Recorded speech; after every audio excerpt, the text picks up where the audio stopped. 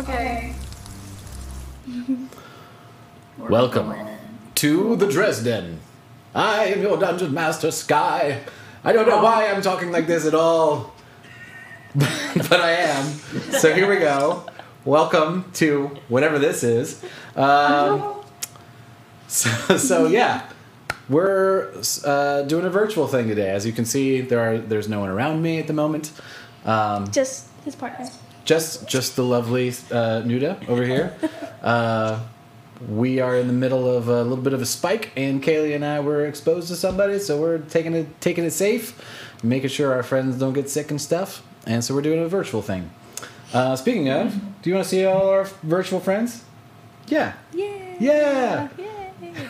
They say hello, everyone.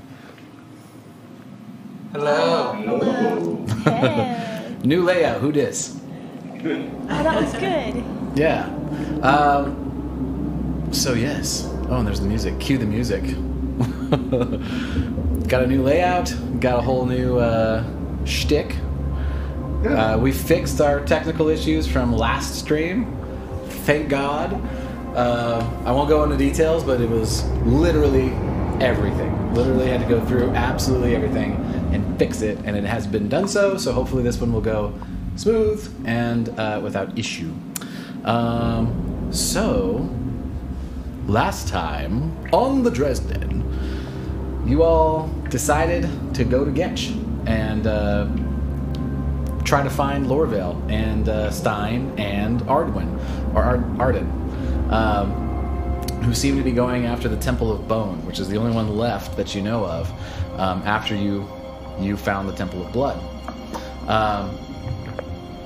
After some confusion about which direction to go, by fault of your map cartographer, me, you decided to go through the forest, go through the woods, which will take less time, but will be a more difficult journey. You ended up spending a little bit of time walking in a circle when you were led by people who are more familiar with cityscape than are the wilderness. Once you turned over direction to Lubanzi, who is familiar with nature, they managed to get you through the first leg of your journey without much issue. You came across a lumber camp that was not currently functioning really. Everyone is like clean. There's no logs being sawed. There's no activity. Everyone's just sitting around fires doing nothing. You come to find out that it has been not functioning for a while now because lumberjacks have been perishing near the tree line, near the edge of the trees. And they have requested military assistance and have been waiting until that arrives so that no other lives are lost. You decide to camp with the lumberjacks, but instead of camp, Ono put up his magnificent mansion and had a giant party in the middle of a lumber camp with food and drinks and entertainment from Lubanzi and Ono. You had a few conversations with Sebastian, the leader of the lumber camp, and he talked about having seen a creature at the edge of the tree line, and so you make your way to the edge of the tree line where you find a watchtower. Well, there was one gentleman who missed out on the party that you reminded him that he missed out on the party, and you are now standing at the edge of the tree line about to enter. So, nameless ones, what would you like to do?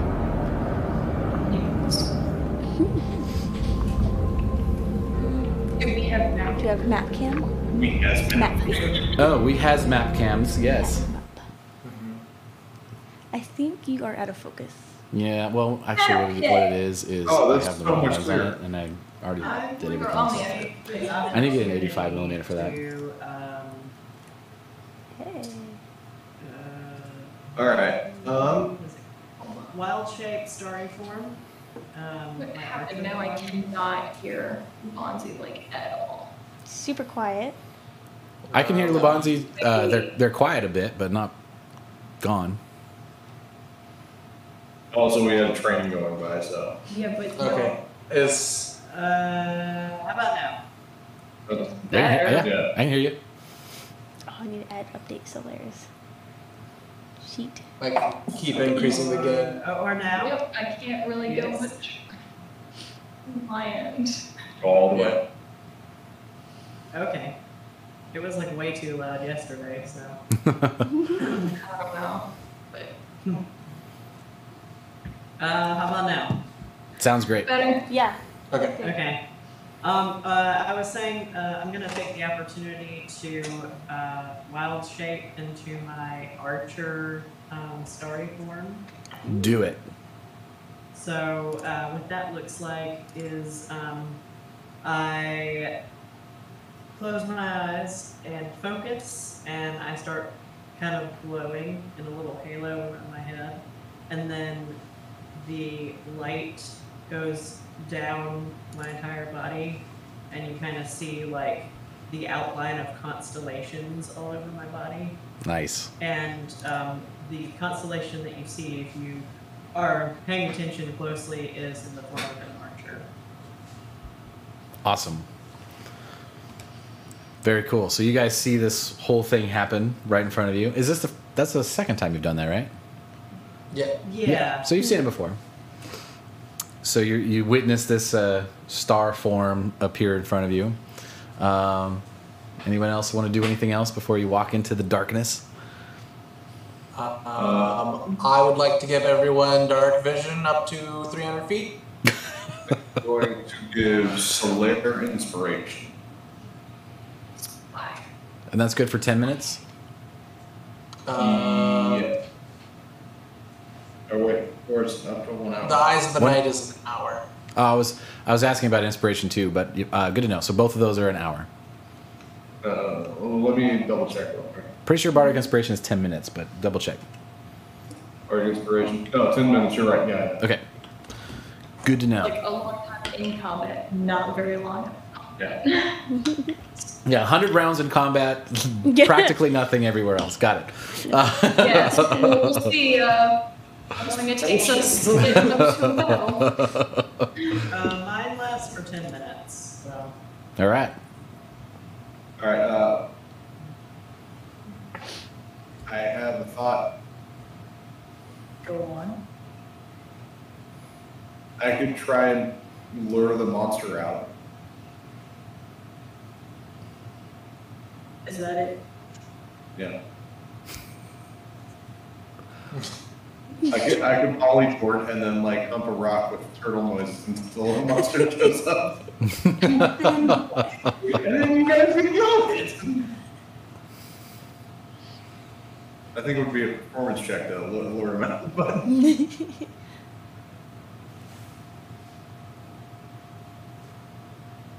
Where's the no, music? that's just one idea. Oh, I didn't add it to the map cam. I'm going to do one thing real quick, guys. Okay. Just because it's a new system I'm working with, and I forgot to do a thing. I'll be right back. Good. Go do the thing. So Sebastian, I guess that was the leader of the lumber camp, right? Yeah. That I was talking to. He was saying that the monster appeared when they started cutting trees in the specific area of the forest, which is here, I'm assuming. So we just start chopping down some trees, it'll probably show up. Just But it should just be the Lorax. I speak for the trees. running around with an axe, chopping down. We're 3 years, but like that's just me. More ent than fuzzy creature. Yeah. Okay.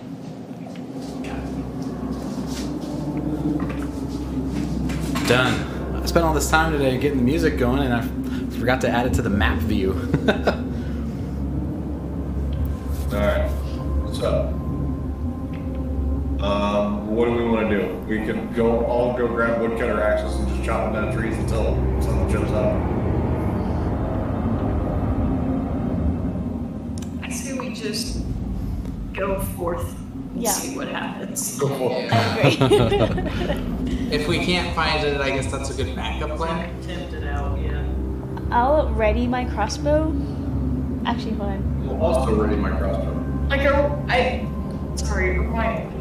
we currently just trying to get through, or are we like actively trying to find this creature right Trying to now? find the creature. Right now? Yeah. Okay. What do I have? Something ready. Did you paint my room? I started to. I put the first layer of just skin on. I didn't do anything else. And what's funny is while you were in the restroom, I was taking it because I had it mounted on here for painting, and I was like, "Oh, she's gonna need her mini," so I started to take it off, and it snapped in half. Oh my And god! then I had to glue it back together while you're in the restroom. Oh, wow. I was like, "Man, if I hurry, she won't even notice." That poor mini. I know. Not so many times. What skill would you use for track? Would it be survival? Survival. Probably. Okay. I am going to get out of the thing, out of my wagon, and try and track some tracks. All right. How far in front do you want to go? Well, 20 with plus 3. First roll. Was a nat 20 with my amethyst dice. Nice. Yeah. Nice. All right, so you hop out of the cart. You go. I'll say, I don't know, 50 feet or so. Just kind of put them like close to this tree. And you have dark vision of 300 feet. So go ahead and, I mean, you don't need to roll with advantage, but you would if you needed to. Yeah, you see some tracks of some lumberjacks, some like boot tracks and, log tracks where things have been dragged. You see about 150 feet into the tree line, a location of what looks to be some kind of scuffle. You can't, because you're too far away, you notice it, but you can't make out all of the details of it. But you do see that like there is one set of tracks that are sort of circling around large grooves in the ground. And that's you see it clearly, but that's what you see. There's not a lot to go on as far as what exactly it is. Okay. I turn to the party and I'm like, we should go over there. All right. All right, you guys move Wise plan. 150 feet I in. concur. So let's have everybody about right here. If you could help me. Anyone? Yeah, just about there. Trying not to snap anyone in half. Again, it's what glue is for. I have glued Mikhail 4 times. I think I've glued Solaire 8 times. So we're spinning through enough. I just, for some reason, I always drop Solaire. Understandable. I don't know why. We can throw some grip tape on the bottom of that mini just so you like don't. Yeah, by the way, that mini is wearing like a halter top I know. with like Dang. exposed abs and shit. Got some boobies. got some boobs. I need some of those boobs. You need them on you or never mind. No comment. Anyway, so as you get to this part, oh no, since you're leading this, make a perception check from here with advantage because you have dark vision. Okay, alright. 8, 12. Perception. Kai, was that a bottle of rum? Yeah. Just straight from the bottle. I love it. Very nice. I mean, that's how I drink it. Just cutting out the middleman. There's not much. Just freaking mouth. Cheers. So, It's also almost gone, so.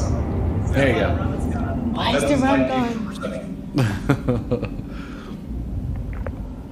So what was it? What was it? Sorry. 19 for perception. 19. Nice. I'm actually gonna roll. Yeah, in front of you is one of the largest oldest trees you've ever seen in your life. It looks like this. It'd be a shame if something happened to it. Here, I'll show you. I don't know if this is gonna look. Ooh.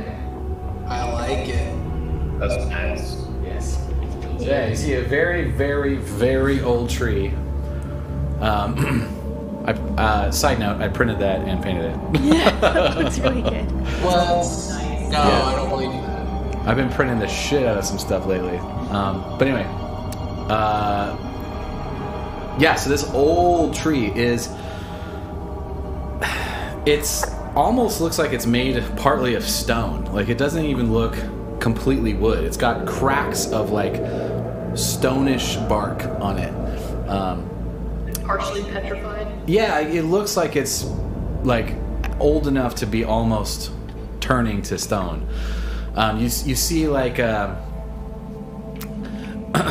under between the cracks more wood-like coloration to it, but it looks like an old riverbed almost, dried up riverbed texture to it, but made of stone.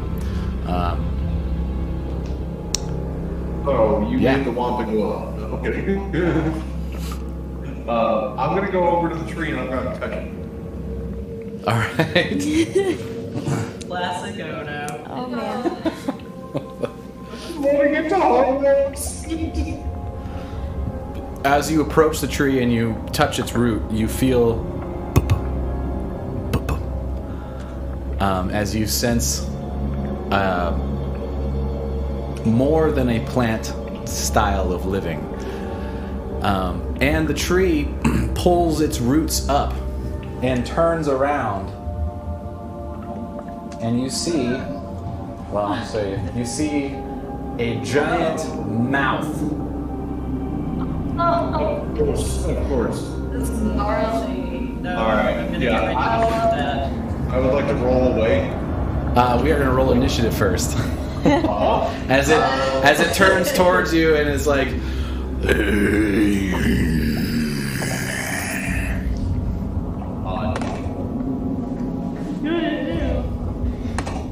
I'm gonna roll my new dice, see if I get this lucky.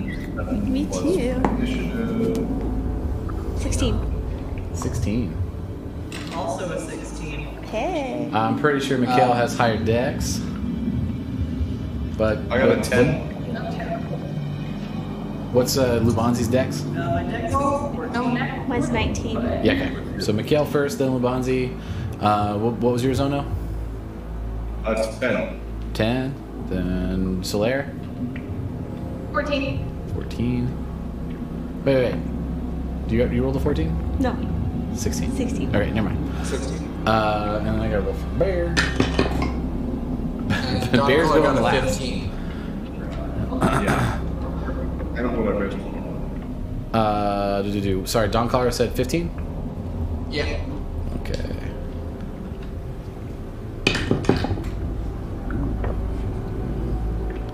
I actually gotta look here real quick.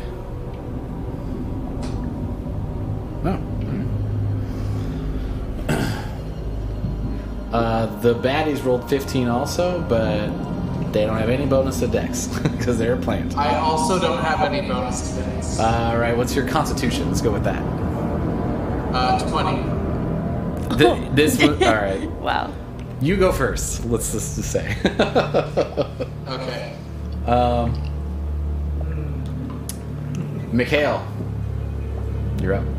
Okay. You see with your 300 feet of dark vision, the sort of dark forest looks gray to you because dark vision is kind of like night vision in the sense that it doesn't give you color or definition, but Okay. you can see it in contrast.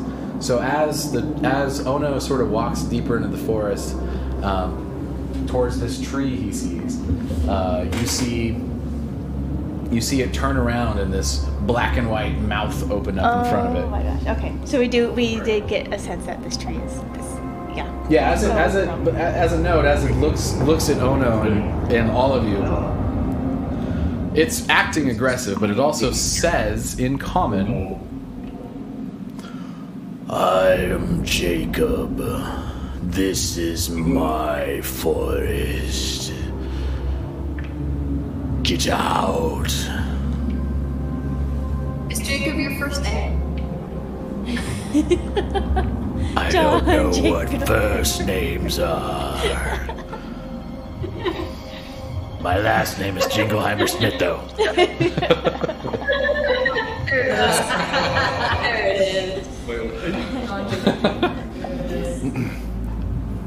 So, okay. I'm going. Yeah, no, that's my name too. Hey. You'll Hey, never what a coincidence. believe this. How are we doing the movement here? Can I, I got a little measure thing. Alright.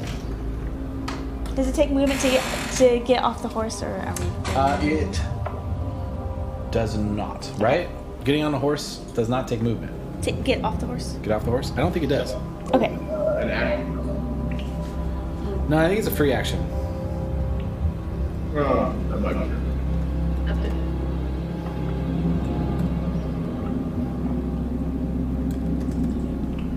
Oh, you know what? I'll just stay on the horse, I guess. I want to cast Scorching Ray. Oh, so yeah, actually, getting on a horse and getting off a horse requires an action. That's what I thought. Well, I'll stay on the horse then. Stay on the horse. Got it. Move along with the horse. Yeah, I'm going to cast Scorching Ray to the tree. Nice. These are 3 rays of fire. Mm-hmm. I would like to point out that we still have the opportunity to negotiate before we attack. Oh, murder hobos for life.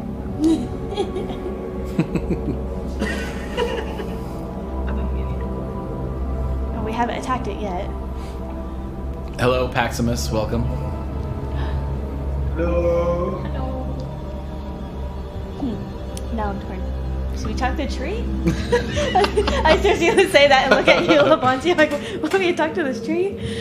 Speak tree. My friend Tree. You can hold that spell. Okay. But here's the thing: the way holding a spell works is if you don't use it by your next turn, you Take still a use a slot? slot. Okay. But you can say if the tree, attacks or something like that, or becomes aggressive, Okay. then you use the spell. I will do that then. Okay. I'll hold my Scorching Ray? Scorching Ray until it starts attacking. Okay. And I think bonus action, anything? Bonus action. Hide? Not a lot around to hide behind. Yeah. It's pretty. I mean, you're sort of right in the line of trees. It's not quite super dense yet. Yeah, then that's it. Okay. Yeah. All right. Jingles. Jingles. Jammerhammer Schmidt? Okay, so you're holding action. Yep. correct? Yeah. Okay. So no one said anything yet. No one has. Okay. So I'm gonna step forward, introduce myself. Hello, Jacob. I am Ubansi. It is a pleasure to meet you. I'm sorry that we're encroaching on your territory. However, we are here representing the party of folks who have been disappearing in your territory, and would like the cessation of hostilities against the party. Jacob looks at you and he's like, I am 1,000 years old. I have been displaced against my will, and I will make this my land. I hunger.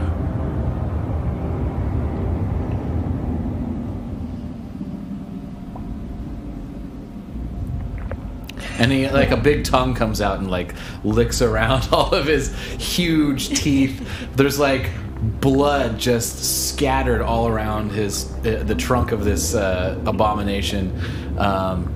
It's smells terrible. Like, just the worst smell. And as he talks, it gets worse, as if the smell comes from his breath.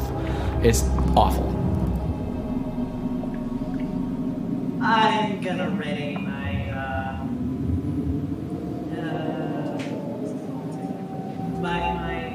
starry form arrow.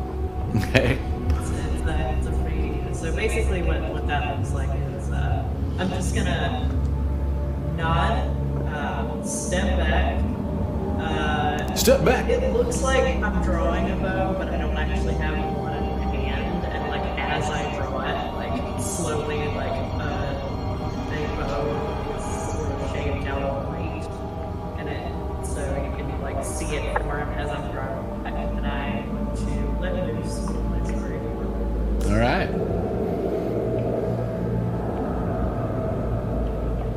Let's see. Is 1d plus 4. Well, do you have to roll an attack to see if you hit? Yeah, I roll an attack, so. Okay.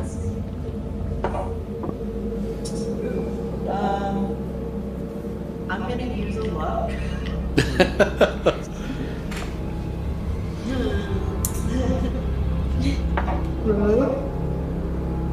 13.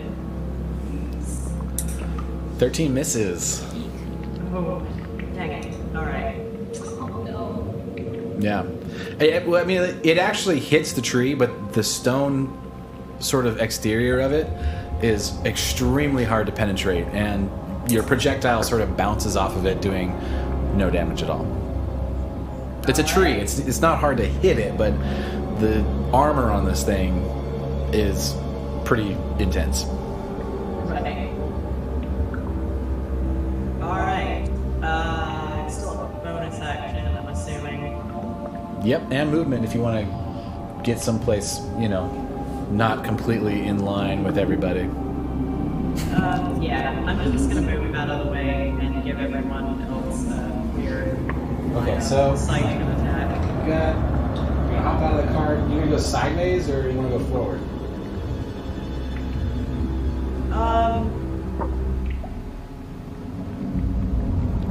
Yeah, let's go sideways. Okay, so 30 feet, right? Yeah. That. Yeah. I should put like one of those little military pushers at the end of this thing, so that I can measure and push at the same time. All right, Lubanzi, that's your turn. Yep. All right, That'll be it. All right, that brings us Good luck, to guys. Don Collar with Jacob on deck. Well, it seems like we're taking the aggressive approach. Side note, it's obvious that combat is initiating, so Mikhail, if you want to unleash your... I said until it attacks. Yeah, but it's obvious that it's going to happen. Well, what if something else happens in between? Okay, all right. I'll let you make that decision. Don Collar, you're up. I'm going to cast Moonbeam at Yes. 4th level. Damn. All right. So when it attacks is when I said it would go. All right. So if it attacks anyone. Yeah. Okay. Okay. It needs to make a Constitution 16 save. All right. Oh, we got a new first-time chatter. It rolls a 6 plus 10, 16. It saves. Yes. Hey, I know that guy. What's up? What's up, man? CS bass guy is a friend of mine. Very good bass player, as you can tell from his name. What? Nah. Yeah, he just still bass. He's pretty basic. Oh my god. Basically the coolest. I'm good, man. Thanks for joining us. All right, so Moonbeam does not hit him. It's still on top of him though. Okay. So it does no damage, or is it half damage? I believe it's half. Okay. Yeah. Half damage. So roll that damage. If it happens to be a shapeshifter at disadvantage on the save?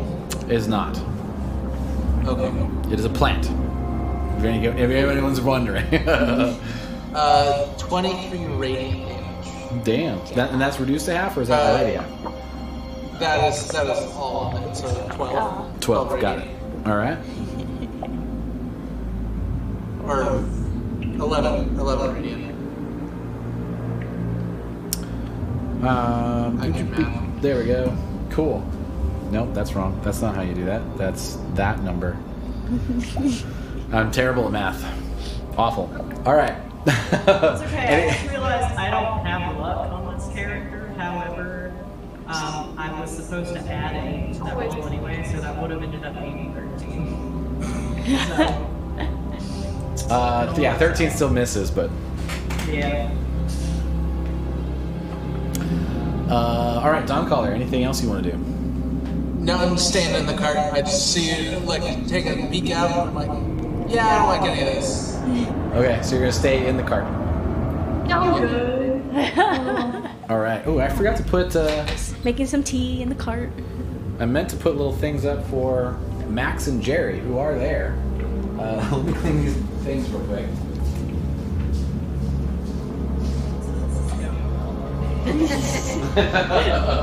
Good start.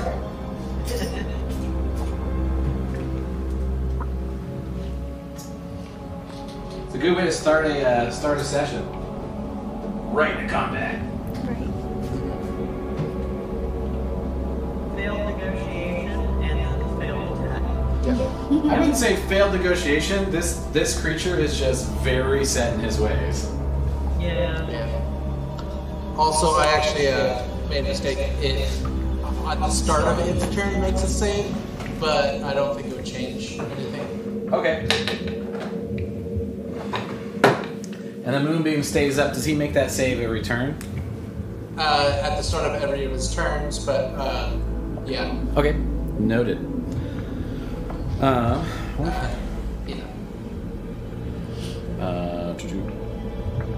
Max. Max. Jerry. Max and Jerry. Jerry. Too bad I didn't name Max Tom. Too late. Yeah, too late. So let me roll initiative for Max Or and Jerry.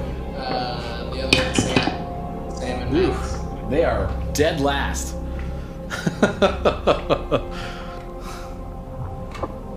Jerry rolled a natural 1. Oh. Max rolled a 2. Wait, you should be using those rolls on attacks, not for random NPCs. This is I'm rolling that new dice I got. I'm about to go back. It's like, That was only the first time you rolled it. and that's only the first time I rolled it. I'm gonna give it a chance. I'm gonna give it a chance. You guys might need me to roll shitty in this fight. Let's be real. All right, Dawncaller, that's your turn. You're staying put. Yeah. It is now Jacob's turn. Oh man. You guys all stayed in a line. Oh. Am I up? I didn't. I haven't gotten the opportunity to move yet. I went off to the side. Am I off to the side? There's going to be a root in there. It's a 60-foot cone, so you might be good anyway. So Lair is just out of it. Bear is just in it. Yeah. So yeah, it's Bear, Ono, and Mikhail. What? Yeah. And your horse. Not better. I'll roll for your horse so you don't have to look for it. No, just your horse. Your horse isn't Cheddar. Your horse is, I can't remember, Swiss? No. I'm pretty sure it's Was it Swiss. Swiss? Yeah. It was holy. No, Sky. Horse is Brie. I think behind that's Swiss. Who has Swiss? I should have written down all the names, man. Well, I mean, I remember my horse's name. Mikhail's is Brie. Oh, that's right. Oh, that's that's right. Yeah, right. okay. So yeah, Brie. This is gonna be real sad. Every time that's Mikhail's riding Brie. Are you gonna kill my horse? Horses only have 13 hit points. I'll let you roll for it though. Yeah. Oh, wow. You chose going on your horse. I don't know what to tell you. Well, I gotta make a choice here. I think I'm gonna go. So I need Mikhail and Ono to make Constitution saving throws. That's good. I got a 6. Fuck. You got a 6? What'd you get? Yeah. Mikhail, what'd you get? 4. You know what I posted earlier on Facebook of like, if you guys want to watch us roll some dice and say fuck a lot. Fuck is your favorite word? Yes. What was I looking up? Oh, I'll do this first. So as this creature sort of like looks at Ono, who just touched a root, and turns around and looks at you all, gets hit with a spectral arrow, shiny star arrow that does nothing to it. It just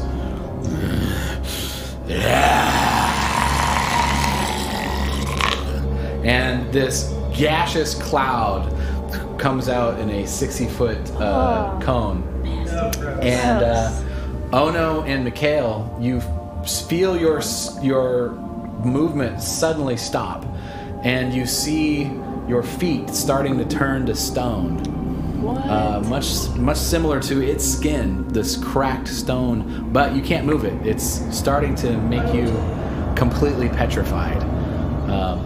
So that's its turn. So I was holding. Oh, I gotta roll it for bear too. until I was holding my action, the scorcher, until it attacked. Yes. You're technically restrained. Now that it's attacked, let me look it up. I don't think you can do spells while you're restrained.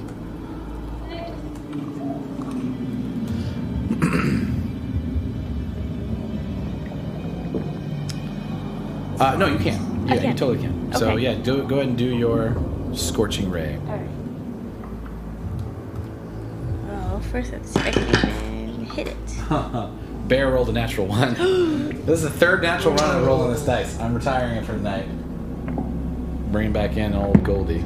Oh, god damn That's it. a new one. That is the new one. What the fuck? I feel like. Okay, it's a table. The table's crooked. Table's crooked. That's the problem. This is not a good start. Yeah. I rolled a 2. We're gonna be, You get 3 attacks. You roll for all 3. 2 was an 8, so 8 misses. 8 misses. Yep. Okay. Alright, let's try. So roll twice more. What the fuck is going on? Okay. That New was a dice. 5. Try a different one. Try a different one. Okay, so that was 2. Now the third one. My god. Okay. 14? 14 misses. Oh man, that sucks. 4 different. I rolled below like a 6 this entire time. Oh man, well you're getting them all out in the early part at least. Not when Yeah. it counts. We might even die at this early. Maybe.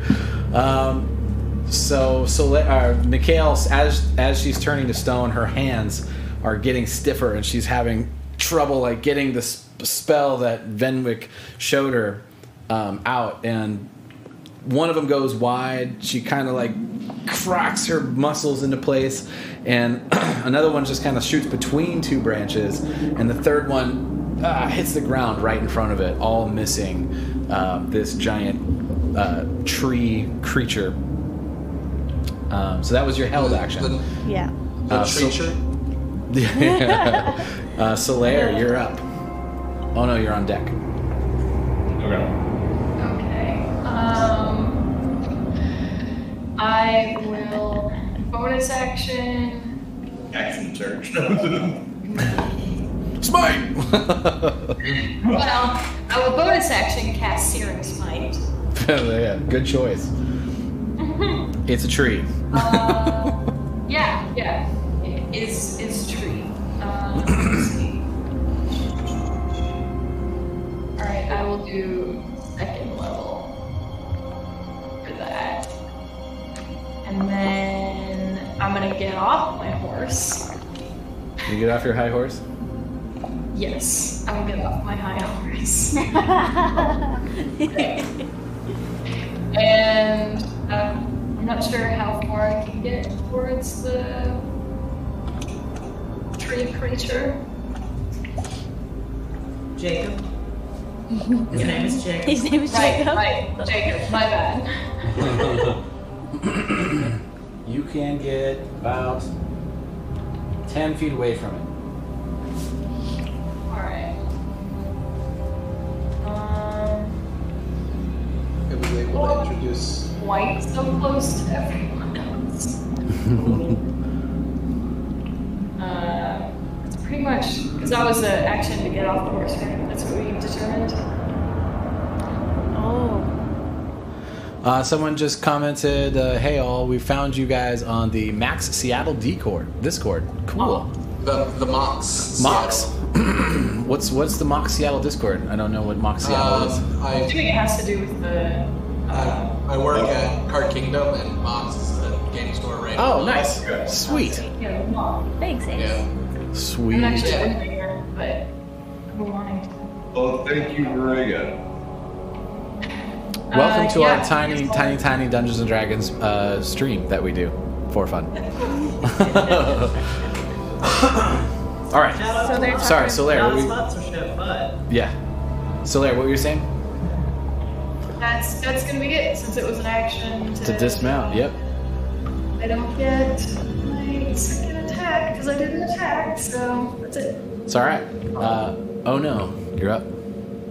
Okay, so I'm slowly getting petrified with stone from the. Right. So you can make you make another. Constitution. Sorry, at the end of your turn. So you're currently restrained, so you can't move. Your speed is at 0, but you can still do other stuff. Yes, which is mockery. Vicious mockery. Yeah. Insult that. How do you insult the tree? Like, don't be. Synthesis of bitches.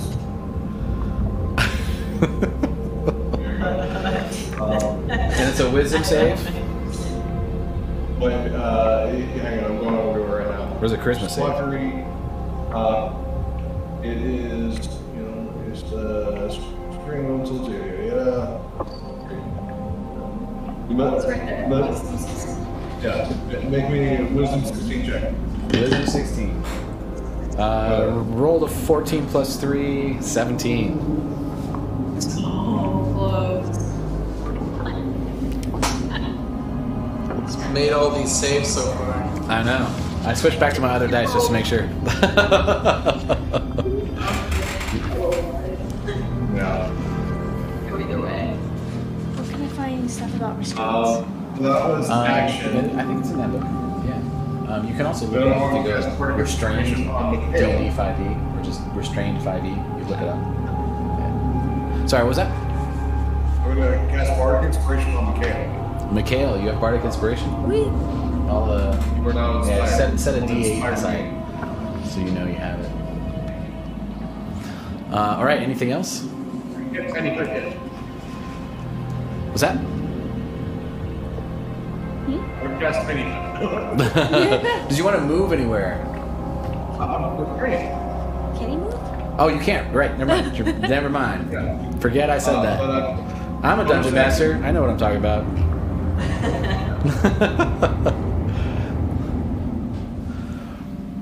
All right. If that's your turn, Bear is up. That's right. Bear also failed. Bear has no range to anything, so the only thing Bear can do is. Oh, by the way, you can try to roll a Constitution save to get out of the thing. And what? My Constitution, 11. Yeah, well, the Constitution saving throw, so whatever that is. 11. Oh, you Yeah. rolled an 11? Oh, man. You become completely petrified. Oh crap. You are completely made of stone.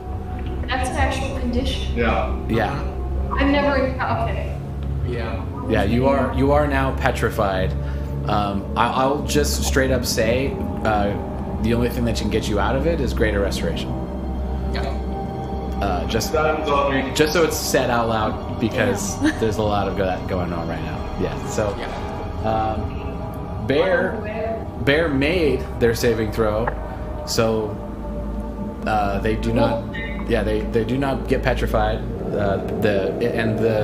The stone that was starting to take over Bear goes away, and Bear is now freed from it. Mikhail. God. Any magical objects you have are not petrified. Oh, Only you and non-magical objects okay. you're wearing your gear. And diamonds are non-magical items. Oh shit. Throw me in my cart. Don Collar, didn't you get some diamonds in town? Yes, I do have diamonds. I was just, Yeah. Save the diamonds. I mean, I was saving them for resurrection, but this is just as good to save them for. It's important. All right. Mikhail, so you can't move. You can fire or do spells if you'd like. Can I use? Ono is engaged with it, so if you fired your crossbow, it would count as a sneak attack. Does that mean everything's petrified? I'm like, Oh. cactus. When do I roll? Actually, yeah, no, never mind. He's petrified. Never mind. Yeah. I think it matters. Okay. Does it still consider flanking? Does if I'm teleport? petrified? No. Does teleport affect restraint? Can you still move? No, your speed becomes 0, but you can still be teleported. So if you threw your dagger in bonus action, That's what I want. you can do Yeah. that. Okay. For so sure. yeah. So what I want to do is I want to throw my dagger at like the top of the trunk, away from his mouth. Do you want to be like up here? Yeah. Nice. Yeah. Fucking awesome. So let me see. Let me roll So yeah, for that roll an first. attack. Fucker! God, fuck! You gotta be fucking kidding. This is not good. I'll say you have advantage. Well, I also have this thing too. Yeah, roll with Okay, advantage and then I'm gonna. add your Well, with the, roll with advantage. I would use this. No, we'll do both. Okay. Okay. And then roll your inspiration. 19. 19 just hits. Oh my god! Jesus Christ. Okay, no more inspiration. So roll your damage. I would say because you did have advantage on it, you get your sneak attack. Oh, okay. That didn't count. Yeah. Alright. Alright. Where did you get the stats from for this, the slideshow? Because,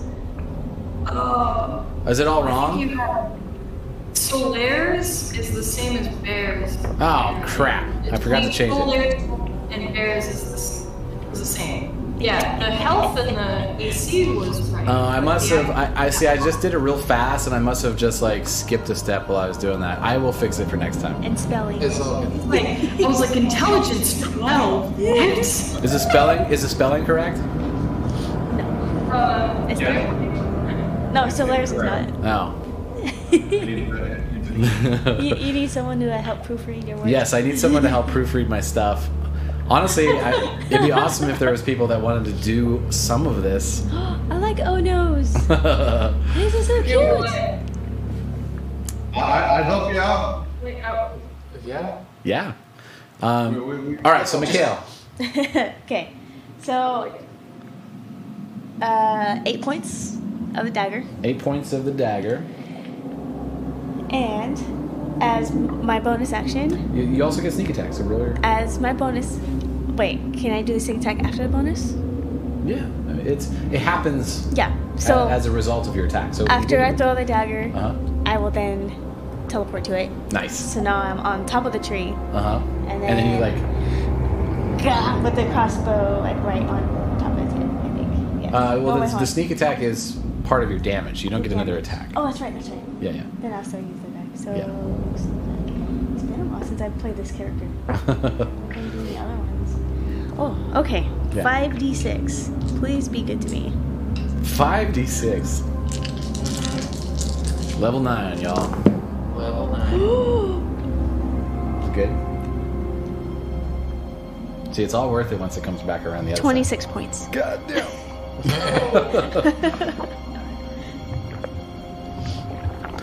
damn. So you guys watch Mikhail throw a dagger.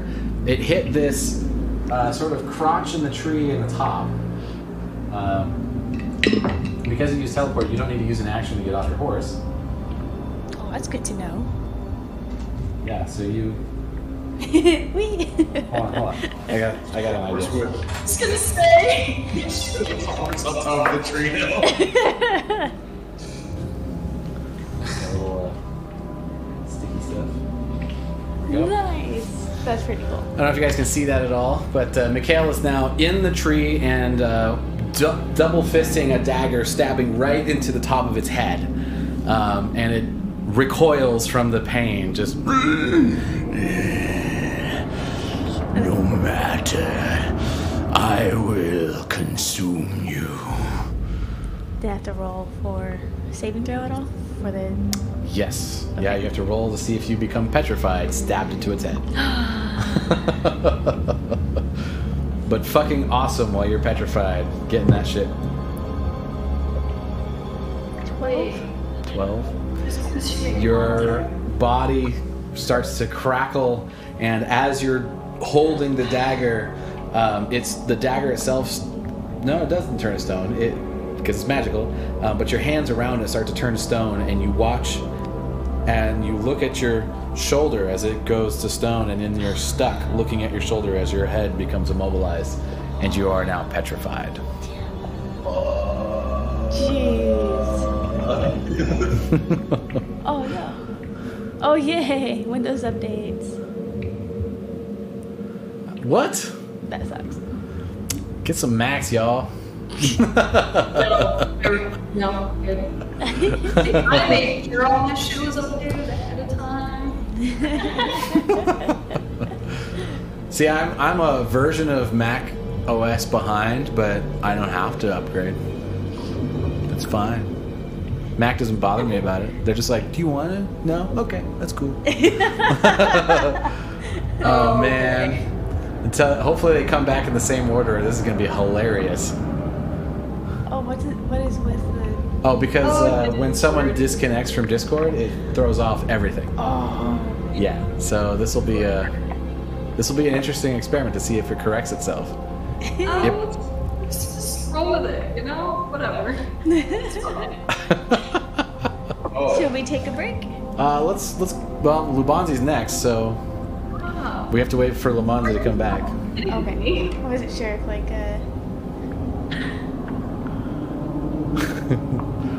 to get them because Windows Update 6 forever. Move in some way. So maybe All right, take 5 we'll minutes. take a little break. Maybe 5 minutes. Windows can go to hell. It's the worst operating system ever. Hey. No, it is. That's factual. I'm not exaggerating. I didn't even hear all of what you said. All right, we're gonna go to break time. So we'll see you guys in a few minutes. What's a few? 5, 10? What were you saying about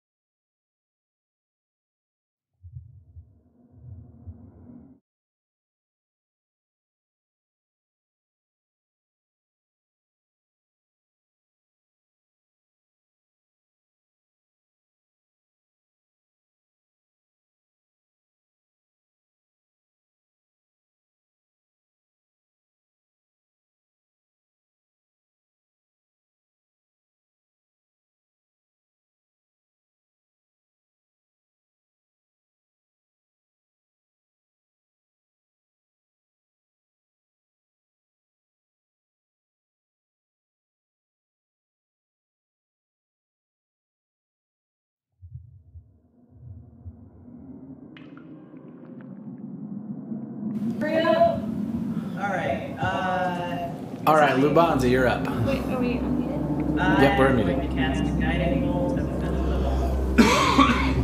Nice. That's a wisdom save? No. Oh, it's an attack, isn't it? Just an attack. Never mind. And a +8, so.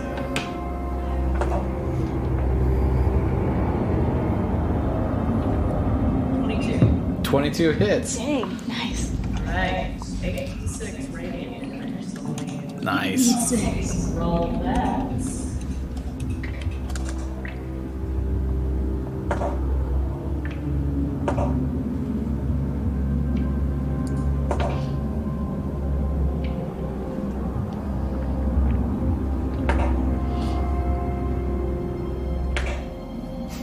How many dice are you rolling? One at a time.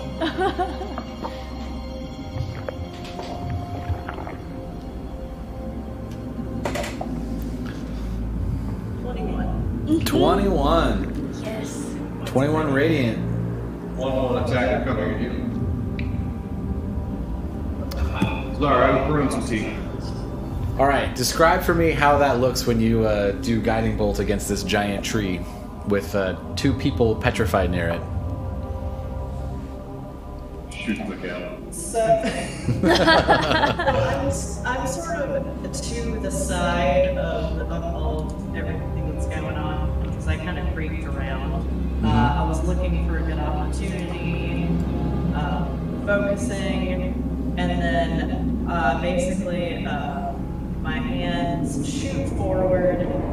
This bolt of brilliant light just like shoots towards the tree from my hands and hits it. Nice.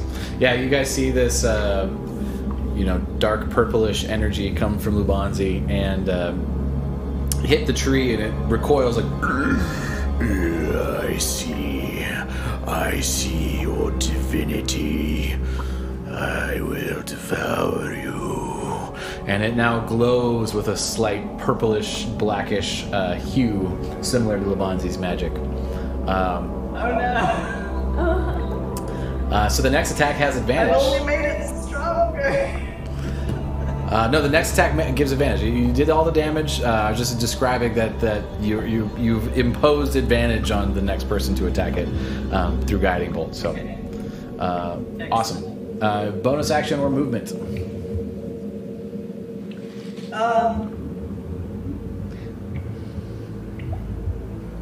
I am.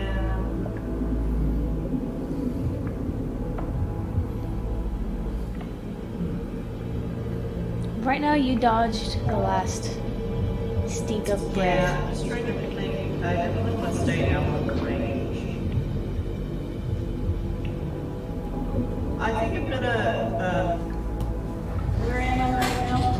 Point towards me because I can't quite. I think I'm off now. You're right here. Okay. Well. So I'm gonna basically dodge closer, but sort of behind to the next tree, if that's possible. Oh, so like here? Yeah. Oh, that'd be out of range. Oh. That's too much. I mean, it's fine. All right, so you can get basically right next to that little tree. Beep. No one can see you. Yes. So something like that. I'm just gonna try to Yeah. but also still out of range. All right. I love the Christmas trees. You're gonna knock over your I know, right? I had them left over from the Christmas one shot, so I just kept using them. Oh yeah. All right, Lubanzi, that is your turn. It is now Max and Jerry's turn. Max is going to. Can you help me out? He's going to use an action to get off of his horse, and then he's going to go 30 feet, which is probably like one step in front of Bear, and. Maybe stay in the way or out of the way. Yeah, about there. I think that's as far as he can really get. So that's his action. Jerry is Would not. everyone know that they should stay away? Yeah, it's sort of obvious that the. Okay. He just went kind kind of this way-ish. Because I think he's kind of in range. I would have gone straight now. Well, he's trying to go. He's got to get in close to Okay. him. He doesn't really have a lot in the way of ranged stuff. Gotcha. He does have a crossbow, but he can't use it this turn anyway because he had to use his action to get off the horse. Jerry. Jerry's gonna pull out a light crossbow. Yeah. Have Jerry go over that bush if you could. Is it Jerry? No, that's That was Jerry? Yep. That's about like that. Jerry is going to shoot the tree. And he is going to miss. Actually, he's going to, kind of in the same style as Lubanzi earlier. He hits the tree, it just doesn't really do anything. So that's Jerry's turn. Don Collar, you are up. How close can I get next to Ono? In 30 feet of movement. Not with 30 feet. You can start to get that direction. Actually, is the cart still attached to the horse? Yes. Yeah. If you turn cheddar into stone, you'd be so mad. No, I'm just wondering if I could like scare the Wait, horse. when did you say you killed the horse? You never said you killed the horse. When did this happen? Horse killer. Sorry. The It's second not it dead, took it's damage. damage. Huh? Roll a Constitution saving throw for the horse. My bad. When was I forgot this? about that. God damn it. We'll buy you a new horse. I rolled a 5. Okay. Roll it. Roll another one. That was No. 15. 15 Yes. plus 2 saves. I the- saved it. So the horse starts to turn to stone and Oh. figures he needs to not be in the battlefield anymore and just wanders off this direction. Oh my god. And he's like, that was a weird experience. I'm leaving. All right. Sorry, Don Collar. I forgot about the horse. No, it's all good. I'm wondering if I can scare the horse that's attached to the cart where I'm on, closer to, Nice. closer to Ono. I mean, it's a trained horse. You can have it just ride forward. It's attached to the Yeah. cart. You don't have to scare it or anything. Like if you, Okay. yeah, because the way that works is if you use 10 feet of your movement to move into the front, I would say that you could move the cart 60 feet, and then you'd still have 20 feet left from there. Okay. Yeah, that I'll do that.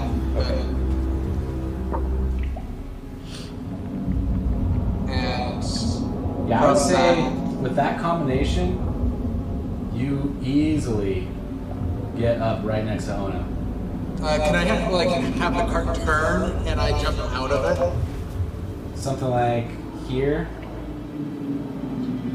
It's about 20 feet. Yeah, something like that. Yeah. Okay. Yeah, easy enough. And then I'm going to touch Ono and cast Greater Restoration. All right. God. Oh no, you are no longer petrified. Can I still control cheddar? It's a horse, so you have to kind of get on the horse. It's not like this spectral steed that Solaire has. For some reason, I was thinking of it like animal companion, but yeah, no, okay. Yeah. I just want to get cheddar the fuck out of here.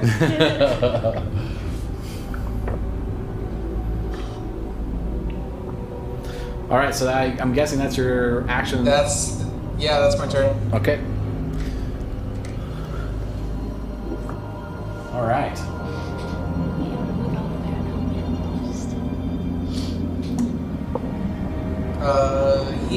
It's his turn, right? Yeah. It is the baddie's turn. He needs to make a save for the moonbeam. All right. Let's do that first. What is it, Constitution?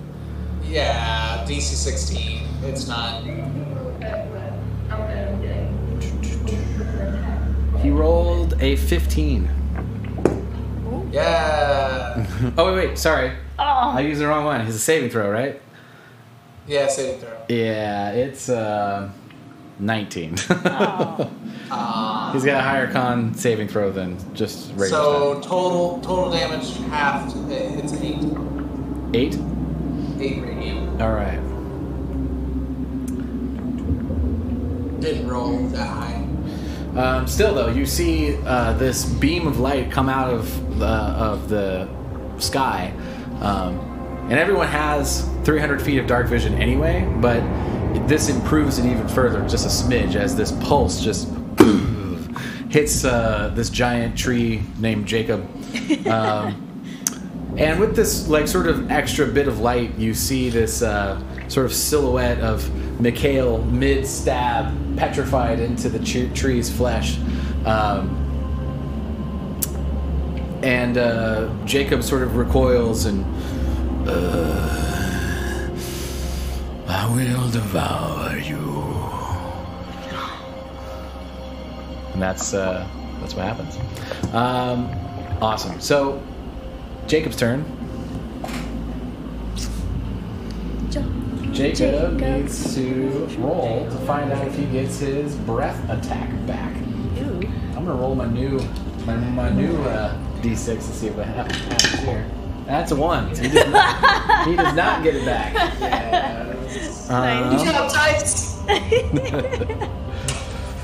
But you see a couple of branches like loosen up and start moving around tentacle-like. And Solaire is going to attack you. No, I don't like it. Let me look at this. I don't like it. His reach is 10 feet, so he's going to move just a little bit farther forward. The tree fucking moves? Oh yeah. Not very fast. As you see it, like sort of like roots flap on the ground, and it sort of pulls itself forward, leaving like a carved section of earth behind it. Wow. Its first tentacle attack misses. It's going to go in for another one. The second one, I'm pretty sure, also misses. 16? Nope. Okay. And then it's going to bite Ono. Bite? Yeah. Oh crap. It's going to come down on Ono's head and try to eat him. Okay, so that's a 15 plus 9. That's 24. So, Ono, your eyesight went dim, and then all of a sudden, like, oh, I can move again.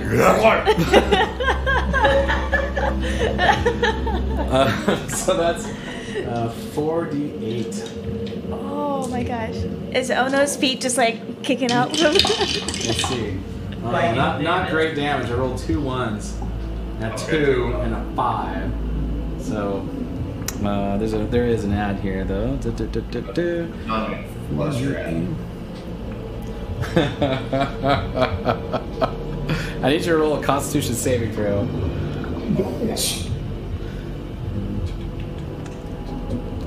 I fail. What's that? Do you have any other dice for it?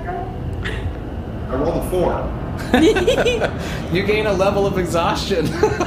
Oh no! Seriously? Okay, well, I get 2. Amazing. You take 13 points of piercing damage as it comes down and just bites in on you. Oh, sorry, poison damage. My bad. Oh, so no, never mind. Piercing damage, but I missed the thing. There's also 3d8 of poison damage. Let me roll that. How much was the piercing? 13. One fell. Ooh, that's a lot better. And then 16 points of poison damage. See, we have some sort of chat. Get rid of it. Oh yay! Go away. We have our first spam chat. All right. Second spam chat, I think. Second, actually. yeah, you're right. Bye, followers and viewers. Ban. You can go fuck yourself. All right, so at the end of his turn,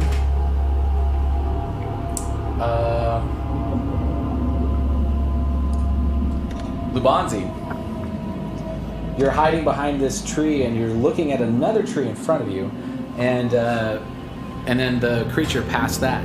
When you notice in your peripheral the tree in front of you, some of the branches sort of come unattached, and start walking your direction. As a walking bundle of roots. What is this? Oh my god. Oh, good. You can see that very well. Groot. It's an evil Groot. Kind of Grootish. Oh my gosh. I didn't think. It's kind of cute. I like it. I didn't even see this yet. Another one appears next to Jerry, which is really. I could get a nice close-up picture of that one as well. That'd be great. Yeah. She's already on it. On it. Oh, nice. Good idea. Yeah, so this one jumps out and is going to attack Jerry, who's just a normal soldier. Oh, I should probably open the stats for it. That's a thing.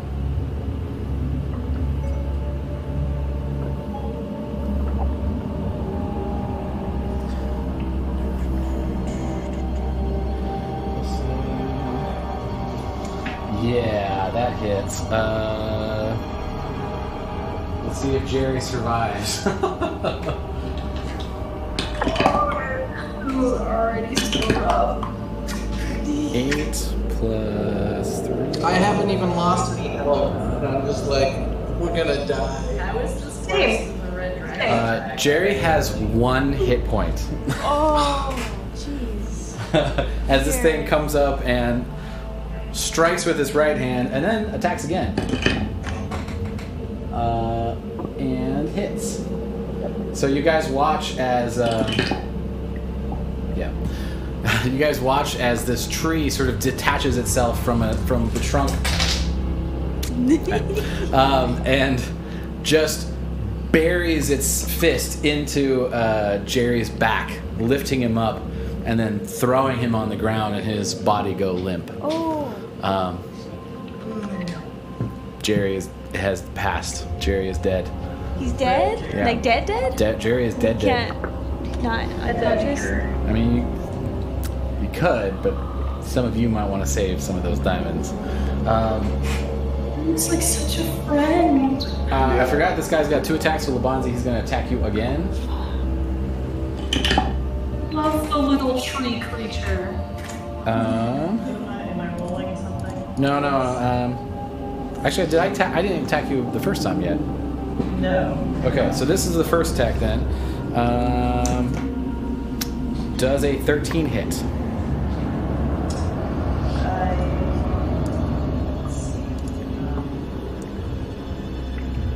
Just barely, yes. Okay, and then he's going to attack again. This will not hit. This is a 11. No, that is not. All right, so the first one, he comes down with his spindly root fingers. So you take 19 points of piercing damage as he just digs his root fingers into your sort of collarbone and pierces you. No. Yeah. That's his turn. That's their turn. Solaire. Okay. So how close am I to this giant tree creature now? You are 10 feet away. I'm still only 10 feet? Yep. I thought he moved closer to me. He did, but he has a 10-foot reach on his attack, so he only needed to get 10 feet within you. Oh, okay. Just confused. Okay. So I will move 10 feet closer, or 5 or whatever, All right. so that I can get in range. All right.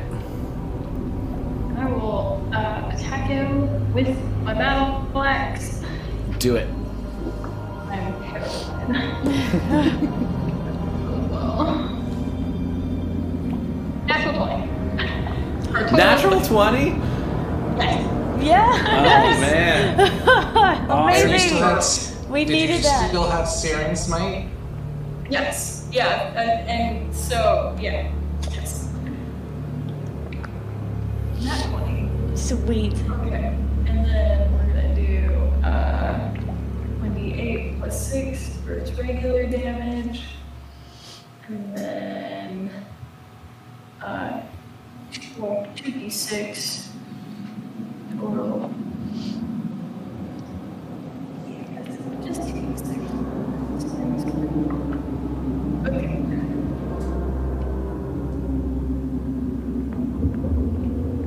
So 5, so 11 slashing damage for the regular battle. Alright.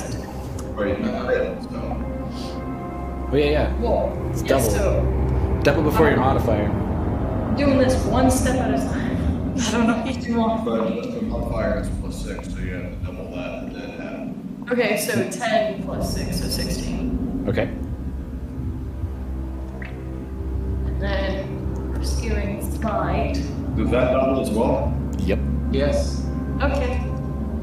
And if you also smite, it is also doubled. Fuck paladins. Reminding me, I forget that I have that. Yeah, Okay. I might recommend using it. Right about now. So I think Solaire is the only player I've had do over 100 damage in one turn.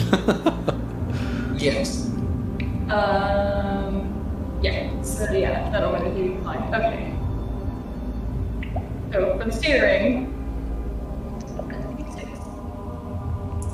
So 5, 6, 7, so 14. 14 fire damage. When you lean into the searing smite of your strike, you see the fire break away parts of its armor and dig very deep into this creature, doing much more damage than you'd expected from what you've done it before. It seems vulnerable to this kind of attack. So, How much was that again? what was that? 14. 14. Got it. 14 fire damage. And it ignites in flames. And at the start of each of its turns until the spell ends, it must make a Constitution saving throw. Fucking Jesus. All right. Are you also smiting? Yes, I am. Attack 1, by the way, of 2. Mm-hmm. Paladins. Yeah. All right, Yeah. smite away. So 1.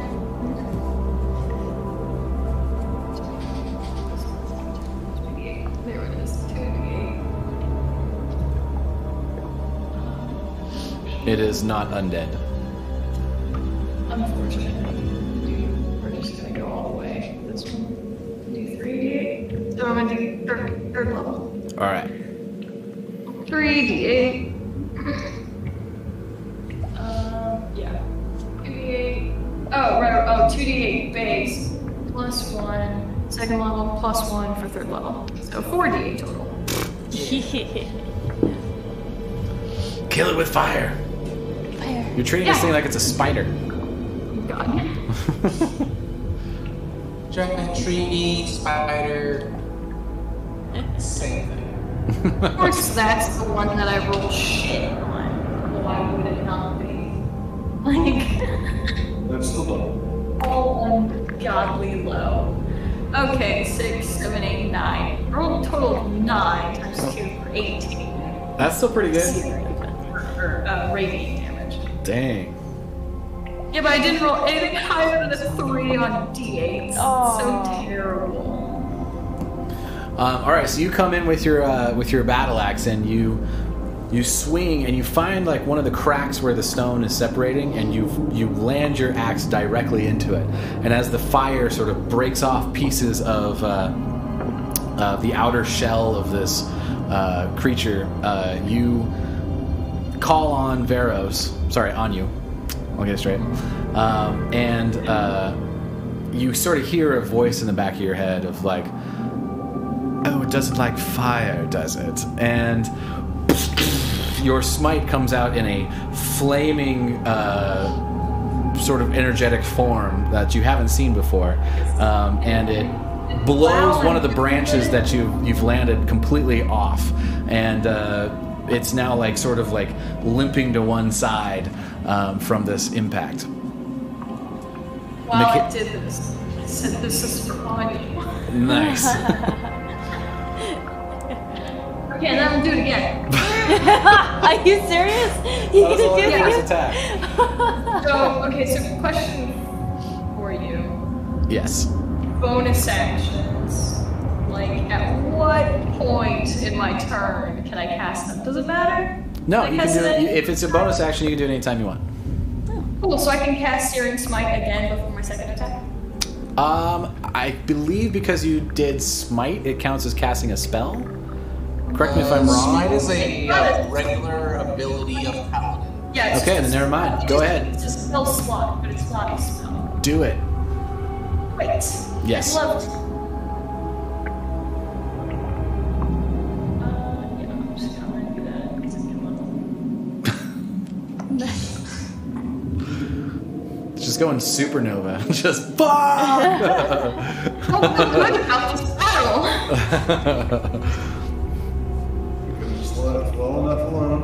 It's like, oh, you got a train launcher footsteps. That's a 19. So fucking close. For a total of 29. Yeah, that'll fucking hit it.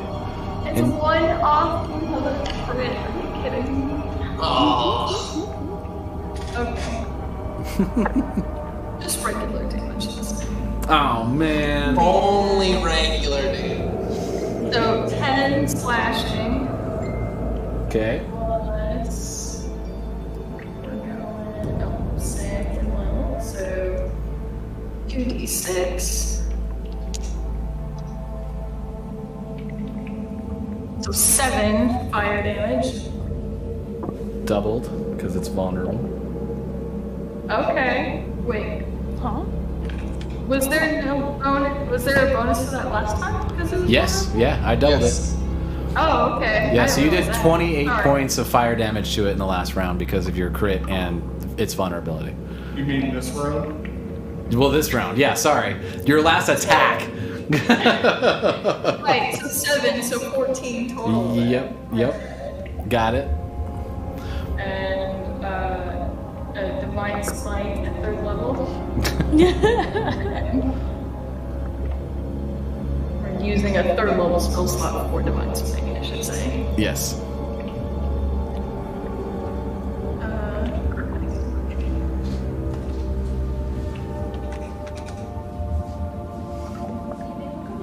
That's better. Okay, so 8 plus 8, so 16. 16. 16 radiant damage. Cool. You have done 102 points of damage this round. I was looking at the numbers. I was like, man, if she does more than 14 points this round, or this next attack, that will be 100 points in one go. One turn. Oh, it's still, Love to see it. still looked up. It's figured downstairs. I might have turned it off because it was hot in here. Here it is. I don't remember doing it. Okay. Yeah. And then I'm gonna get the fuck away from it. So. All right. Where do you want to go? So you're currently engaged. Huh? You're currently engaged with it. Do you want to like wrap around the back of it, or do you want to like get away? Get away from its mouth. Yeah, I guess I could go around the back. I'm kind of wary of staying anywhere near it, but I'm still at full health, so I'll just go around the back. All right.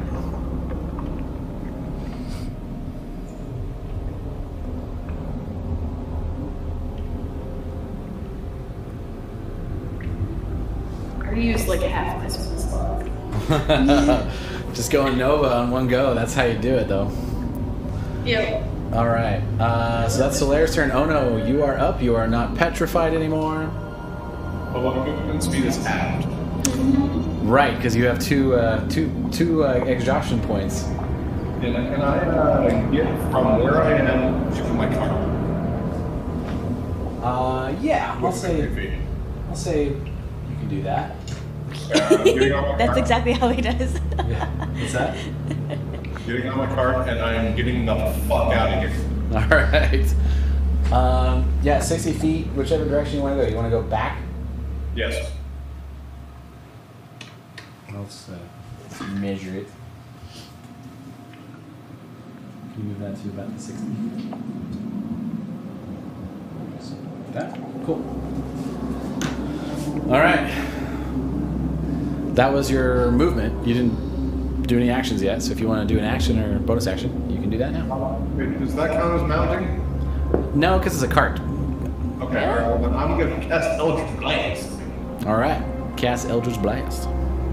Eldritch Blast. Eldritch Blast. I'm so sorry. I'm gonna cast it again. All right. I told you to grab different dice. I'm gonna cast Bardic Inspiration. On yourself? No, I can't cast it on myself. I'm gonna give it to Lubanti. Wait, no, I'm actually gonna give it to Don. My bad. Wow. I'm kidding. Okay. That's fine. He petrify you, so. That's what I was going to, but I'm like, well, Lubanti's kind of close, I think. Wait, no, Don Collar. Alright, I take it back. I'm gonna get Don Collar, my bad. All right.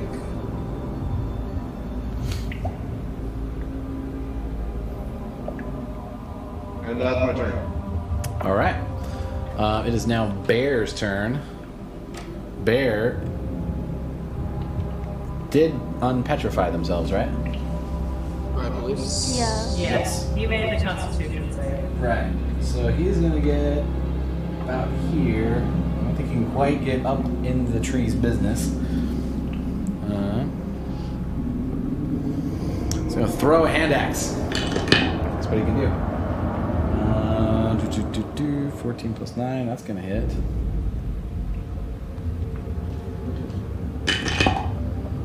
Six points. Oh, yay. Something. Yeah, it's something. Hey, right? It's. That was an damage, and attack also not getting hit by it. action, so he is going to throw his other hand axe. That is a 28. Oh, sorry, 18. Let me check here. That just hits, and it does 7 more points. So Bear gets up to it, and just as he's running, just pulls 2 hand axes out from his sides and just throws them both at the same time, and just hits Jacob in the chest, and it's starting to look pretty rough around the edges. It's missing an entire section of its branch from Solaire's attack earlier. It's got 2 axes sticking out of it and a petrified rogue in its head. Mikhail, you're petrified. You can't do anything. She's fully petrified? She is fully fucking petrified. Lubanzi. One with the tree. Yeah. Okay. Okay. So I've got this other tree that it's set in front of me. Yes. Currently damaging me. I'm going to cast Guardian of Nature at 4th level. Okay. Myself.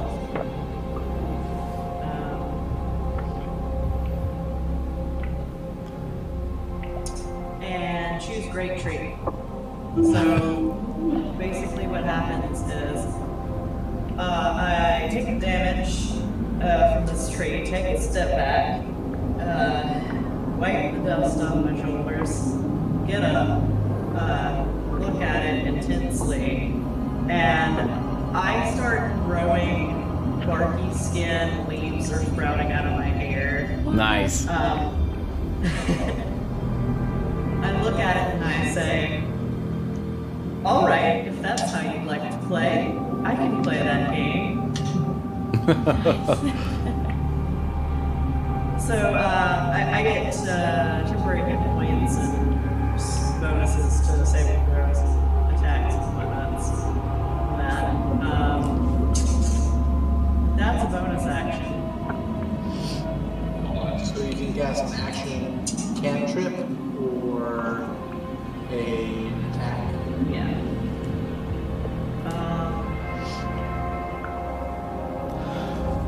So you can trip him up. Hey. Camera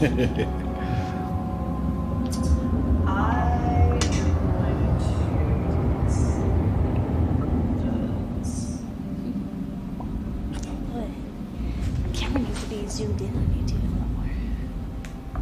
On you? You're so small. No, on you. Oh yeah, it's the lens. I have the wrong one on it. Did you switch it from the last time? I went and did a video thing, so I put the wrong one on, I think. Yeah. That's why it was so wide when I was just me view, because it's a wider lens. Yeah. So I zoomed in more than I should be. What's that? Shillelagh. Shillelagh. Shillelagh. That's a cantrip. Right. Shillelagh.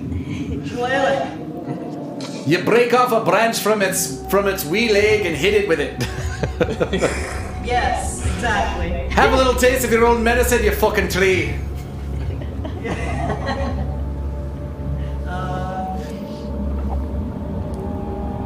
19 to hit. Yeah. Wait, Oh. I have advantage on dexterity. No. No, not a dexterity. Sorry. Well, 19. I was looking at the other one. 19 does not hit. Wait, what? Oh. For the small Really? ones? For that one. It's more wiry and more agile. It just sort of dodges out of the way. This is the first thing we've had that's over a 19 to hit. Mm-hmm. Holy shit. Wow. Alright. Well. Dang. Wow. Yeah. I think that's all I can do then. All right. You got your temporary hit points. Is now Max's turn. Max. No, Jerry. Is going to turn around and hack at this thing. Has anyone ever gotten? Well, sorry, I'm like freaking out right now. Oh, that's a natural 20. Ooh, yeah. He's got 2 attacks. Oh, he's got his short sword out too, so he actually gets 3 attacks. He gets 2 long sword and 1 short sword. Nice. That's a hit on the other long sword. And a natural 20 on the short sword. I will never cheat on this dice. Even though this is actually not good for me, but it's still fun. Alright, so...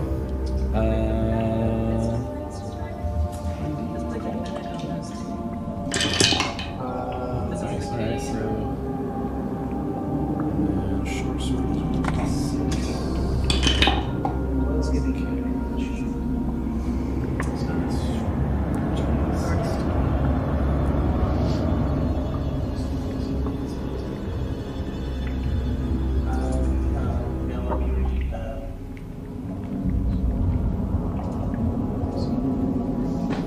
So Max does 33 points of damage to this thing. Dang. Yeah, he runs up and he's like, "No, Jerry!" And he's like, very intense. He pulls both of his swords out and swing, and then stabs with his short sword. What did I say? 33. All right. That's Max's turn. Jerry dead, so he doesn't get a turn. So Sky. we consulted the rules, and I actually would have had advantage on that. Okay. So. Just go ahead and roll. Roll again. Nope. 18. All right. Yeah, still doesn't hit. But good to know. Yes. All right, Don Caller, you're up with Jacob on deck.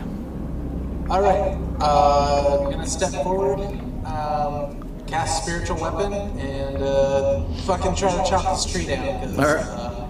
it's hurting my friends and fuck them. All right, do it. Fuck my friends. How dare you fuck my friends? I'm gonna fuck you now that you fucked my friends. It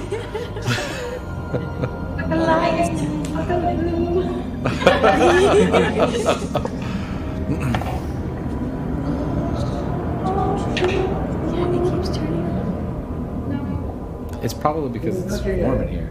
If you turn the temperature up, maybe it'll stay on. Does It's probably the a same temperature it's supposed to be. 17 hit the tree? The 17 does not hit the tree. Just misses. And then for me, natural 20. That'll Oh, hit. Yep. nice. Alright. So it's D8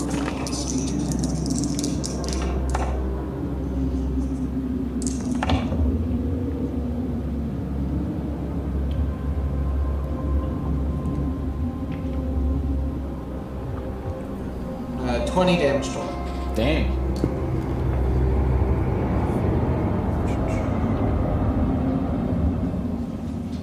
Oof. It's looking real rough. You come in and you chop off another one of its branches, and some like sort of blackish ichor starts oozing out the side of the wound that you make. And Jacob, it's like sort of bark structure of eyes looks at you.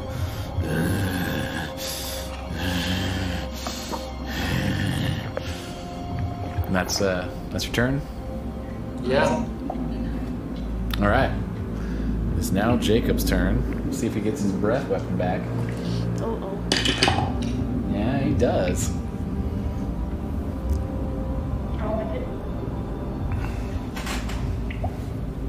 Is it Jacob's turn now? Yep.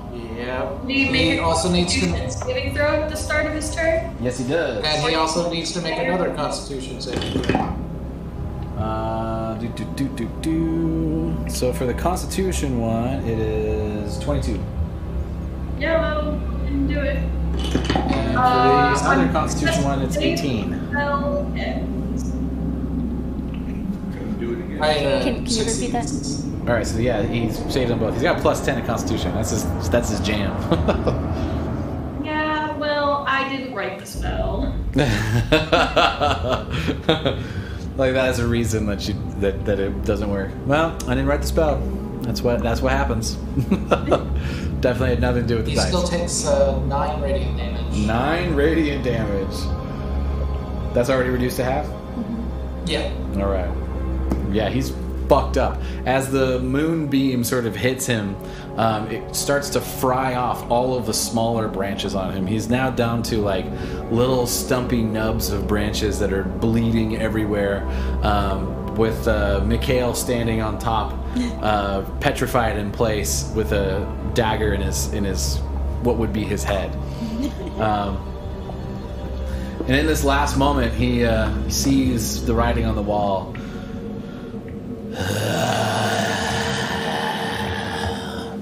And yeah, Dawncaller, Okay. I need you to make a Constitution saving throw. Constitution saving.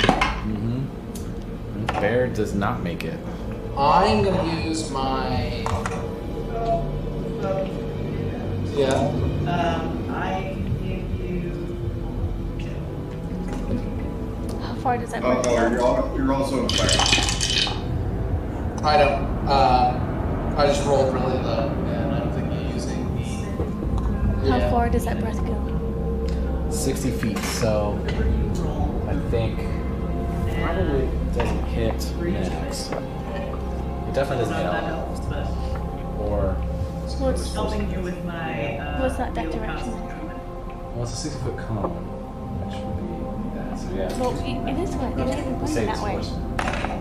So yeah, it probably hits max too. Oh, how come you didn't even measure that way? I can see it. Great. Yeah, it goes past. 20 total for the con save. Okay, so you take half damage. I was in the middle of rolling that. It's not good for max either. That's not good. Oof.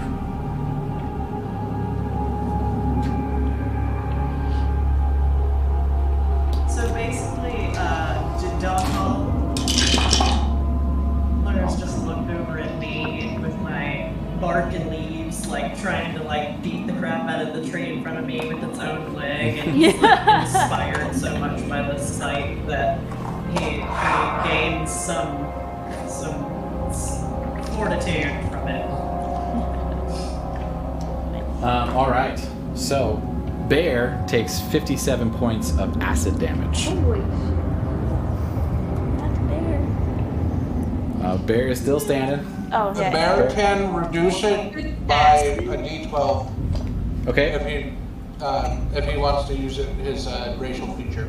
I can do that. Bear. This is like the one time that acid damage is coming. Oh yeah. D12 plus his con modifier.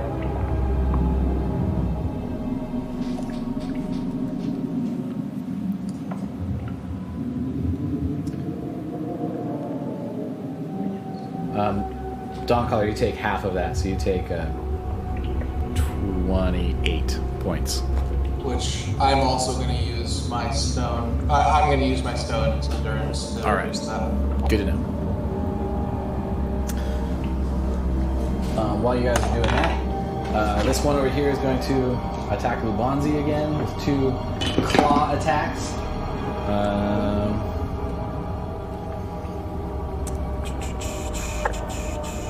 17 on the first one, and 16 on the second. Yep, both of those hit. Both of those hit. All right, so 2d12.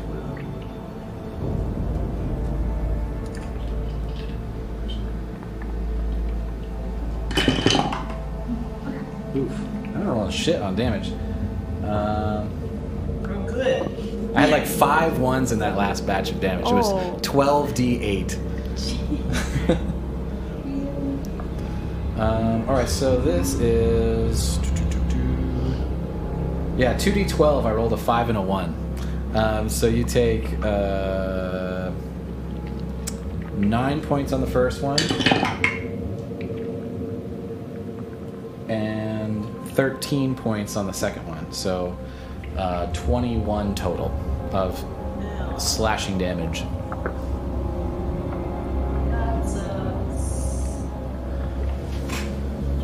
Jerry's dead, so we'll take him off the board, and this one's going to swing around towards Max. And take 2 attacks at Max. First one hits. Second one. Where's my Max card? There it is. Second one misses.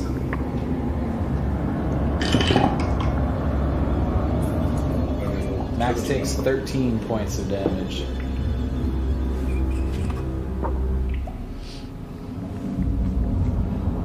He sort of holds up his shield and sword, and this claw comes down and lashes off of his shield, and he pushes it off this way, which leaves him kind of open for the second one to come in and slashes him up the rib cage as Max takes his 13 points of damage.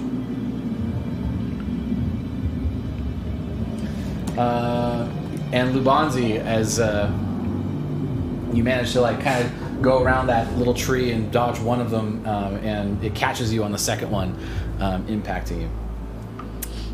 Yeah, so that's their turn.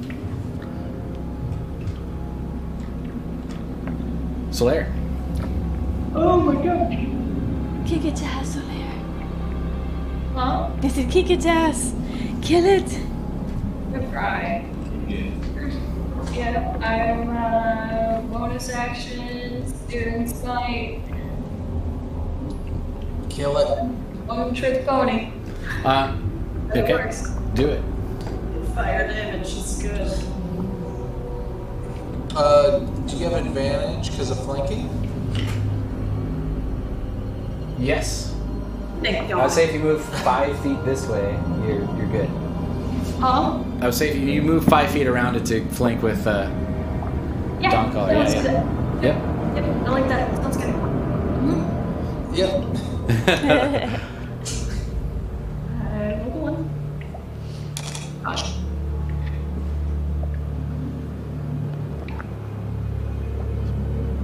You do it again? What was your second roll? I mean, you have only attack. I don't know. I'm trying to decide whether or not it's worth it to use inspiration. Probably not. I don't remember Charging Is there just like that? What was this one? the other things. Yeah, it's already to do. This is like in the air things close.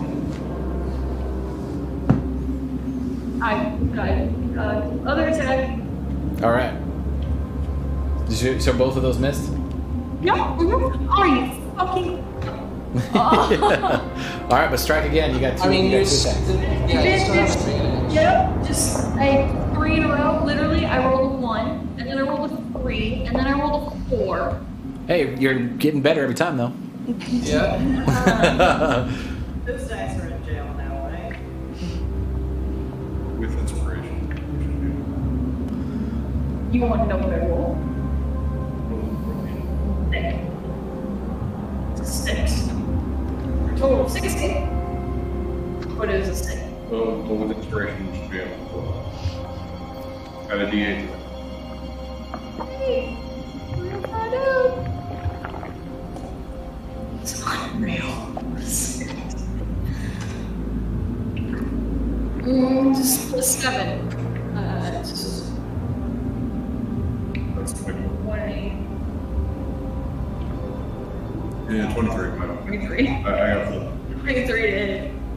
Yeah, 23 will hit. Jesus, finally. Good Lord. You worked for this. Apparently. Worth it. Okay. And,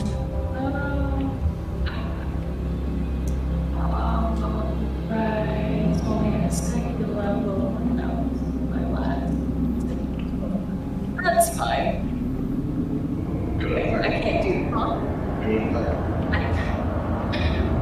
So what was your damage? What about I don't have. I'm not a primary caster. Hold on, I haven't rolled yet. I was looking at spell slots and things. Okay, so 7 plus 6, 13 points of slashing damage. So I can stop you there, so you don't have to roll everything. He only had 2 hit points left. So how would you like to finish the tree off? Oh. Wonderful. Well, I'm behind him, and so I'm gonna slice down, and so his mouth goes all the way through. Nice. So you sort of jump up and start where Mikhail started to split the tree with the dagger, and you find just this little bit of a split from all of the other impacts that has started, and you bury your axe right in that split and go down and forward as your axe goes out of the mouth. So Dawncaller, you see this axe as it just goes, just like come out of the middle of its mouth and go slicing down, separating it into 2 pieces. Mikhail is now not attached to anything, falls into the middle of this thing and sort of goes sideways slightly, still in the same pose, petrified. But that creature is dead. Yay! So I think that was both of your attacks. So what about the other 2? Yeah, get the other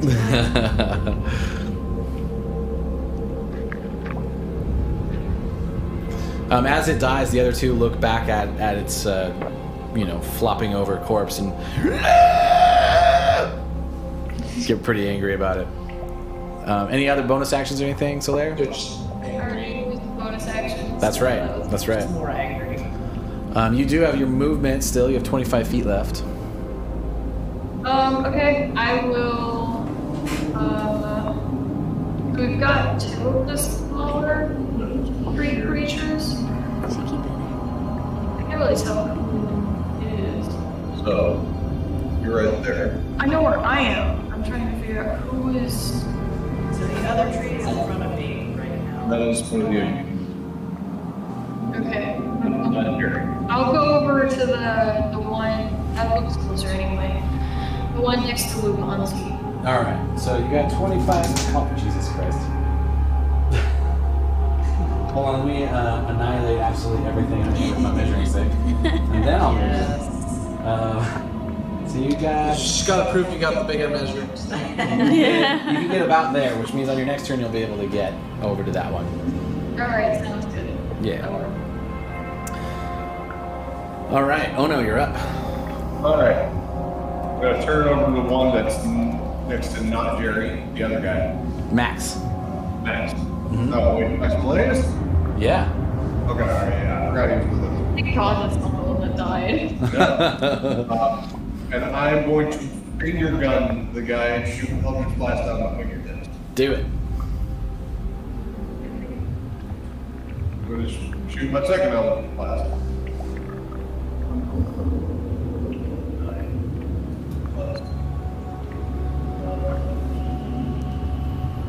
I love how Miracle disappears to attack. So say that again. Does a 17 hit? 17 misses. Cast the Bardic Inspiration my final time, and I'm going to give it to Lubanzi. All right, Lubanzi, you have inspiration. You have an extra D8 you can use when you need. Fantastic. Maybe I'll actually be able to hit this. All right. You staying where you are, Ono? Wait, what's up? Are you staying where you're at? I will move the cart.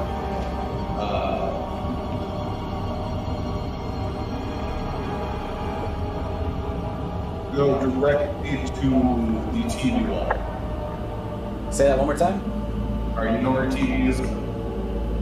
Move directly to that one. Towards the TV, you said? Yeah. I was confused. So confusing. Babe, I can't reach that. Can you put that over there, about 60 feet? I'm I'm gonna literally walk around the entire table to do this. Everyone sees my pain, right? My pain. All right. The reason why I Get can't out there. I don't know if you can see it or not. You can see the edge of it. Just the edge of it. Yeah, you're basically off screen. But yeah, you're there. No, I didn't want to go that far. More like at like a right angle to the tree. Oh god. Hey, while you're over there, can you adjust Mikhail's camera so I can see the cat? Something like that. How much movement do I have left? I'd say that's probably most of the cart's movement. Maybe 10 feet. I'm good. Okay. All right, Mikhail. You're petrified still. Yes. This is a real exciting battle for you. There's a request to lower the camera so you can see the cat. Just a wee bit. Just kidding. All right. Oh wait, no, it's Bear's turn. My bad. Yeah, thank you. Bear is going to try to use his new dice again. First, he's going to, well...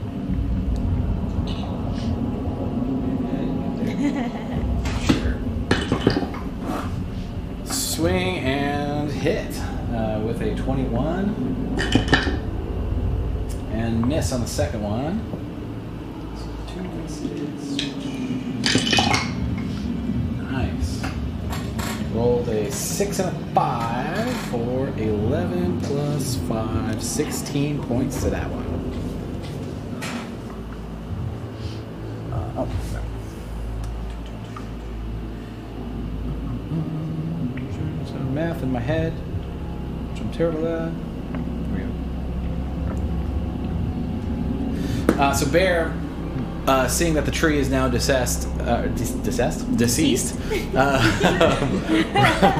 pulls out his battle axe, picks up his 2 other thrown axes that are sitting right next to the tree real quick, and then just marches over to the other thing attacking Lubanzi, and strikes down, missing the first time, and then landing right in the leg of the second time, doing some pretty significant damage to it. And that is Bear's turn. Mikhail, you are paralyzed still. Bummer. Lubanzi, you're up.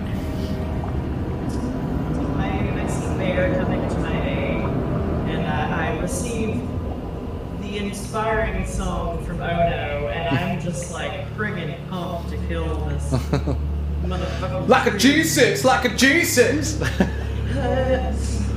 I'm gonna take another guiding bolt. Nice. Do it. So the bardic inspiration, is that only for the attack roll, or could that be for the hit dice? So the way it works out is that if I say I'm casting bardic inspiration, it is just bardic inspiration. Or I can cast magical inspiration. Now, bardic inspiration can be for attack rolls, it can be from saving throws as well. But you could save that if you wanted. Good skill check. Okay. Whereas I'm magical gonna- inspiration can apply to damage. Only the old. Yeah.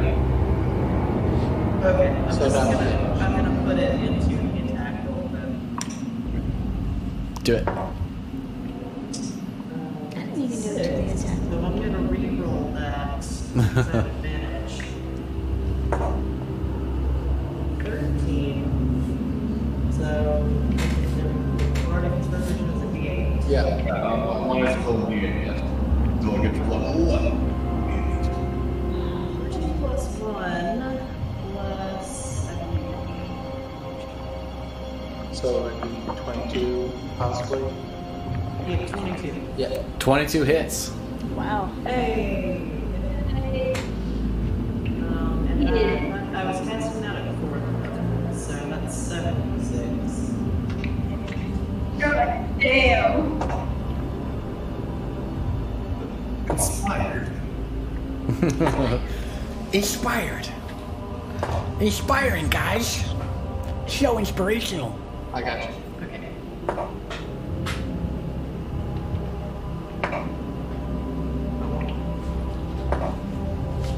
Points of damage. Radiant damage. Damn.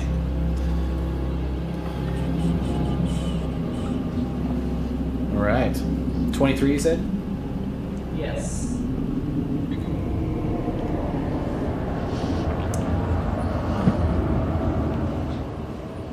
All right. So yeah, you similarly expel this black purplish energy that now has irradiated this creature, making the next attack have advantage. It sort of recoils like as the radiant damage burns it, burns its wooden skin. Anything else, Lubanzi? Let's see.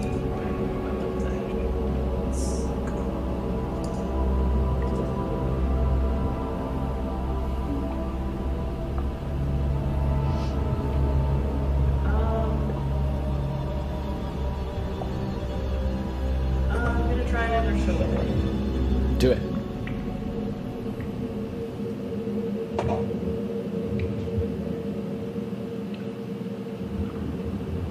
That's a 22.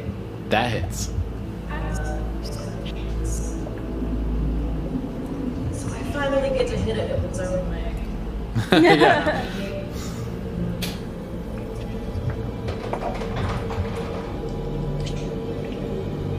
That is 11. Oops. Let's mark that. Yeah, it's 11 points of damage. Bludgeoning? Yeah, bludgeoning. 11 points of bludgeoning damage. Got it.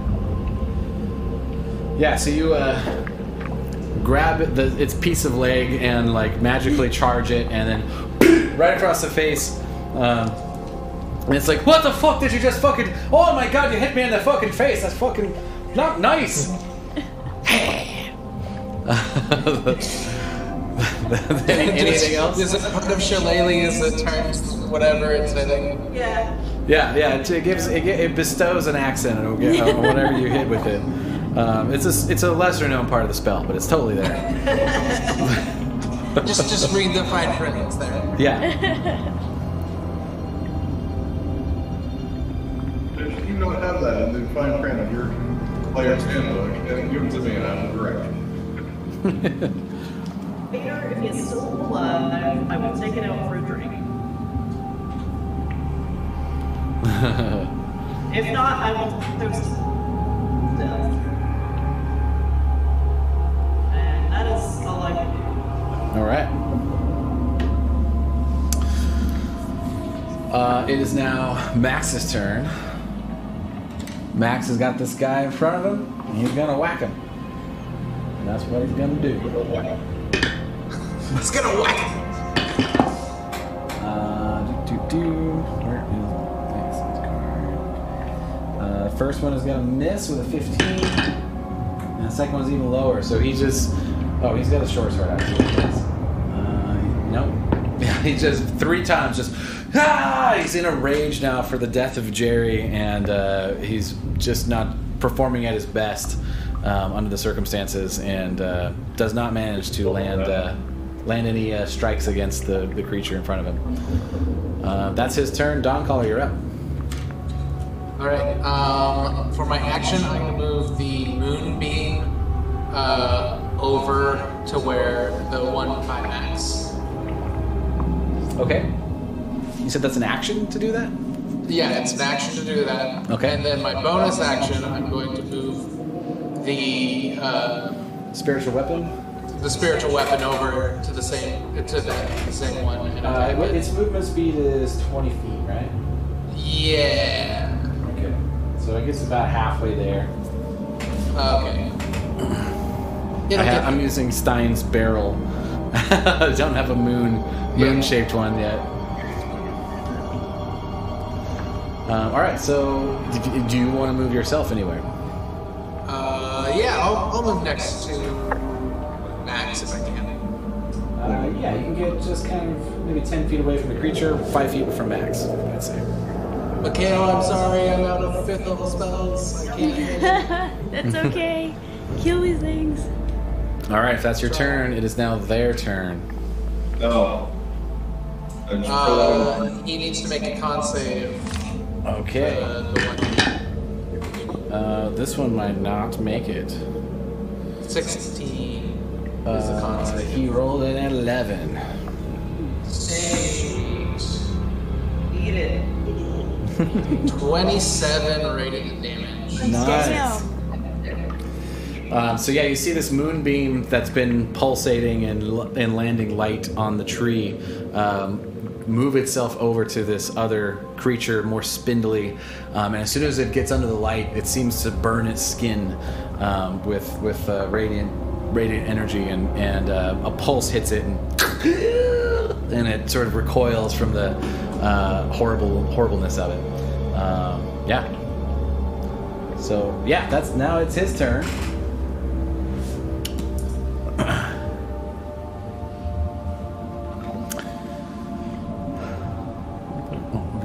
Why are you looking up there?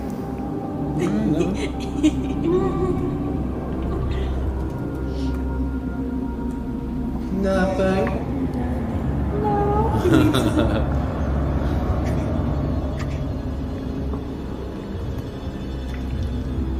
Sorry, I'm looking up something that I should have had right in front of me, but I forgot. So I have it ready. Kitties are doing well. They're doing really good. They were both sleeping on me, like, all the time now. Yeah.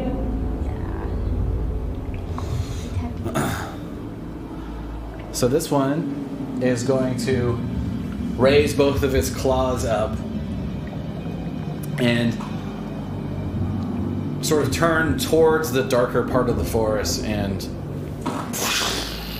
a giant elk with red eyes is going to come about right here. God damn it. Why though? Why though? But why? That's its This turn. is the real Linnape. Right? Yeah, that's the real boss. Giant elk with red eyes. Let's see, bear. That thing's pretty awesome, though. Where'd you get that? I got it in that kit and then I painted it.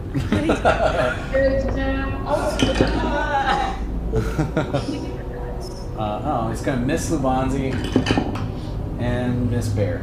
Great. All right, so the other one does nothing. Awesome. So that's their turn. Solaire, it is now your turn. Can we see the elk? Yeah, Kaylee, you wanna? Oh, yeah. It would show up in the thing, too. No. I got like 5 more feet to get. Oh yeah, very very cool. I like it. I mean, I don't like it, but I like it.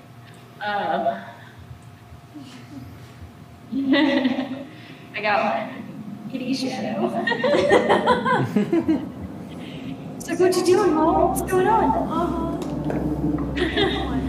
Alright, I think I got, what, like 5 feet to get closer. Or, oh no, oh, that's an actual tree. So You start going to town and like, fuck you! Like, oh, that's not alive. You're good. Just to make sure, you never know. There could be more. Right. Okay.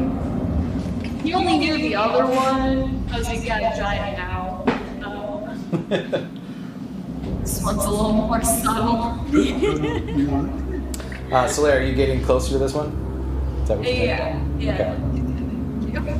As you make your way behind that tree, go ahead and make a perception check for me if you could. Oh, okay. Sure.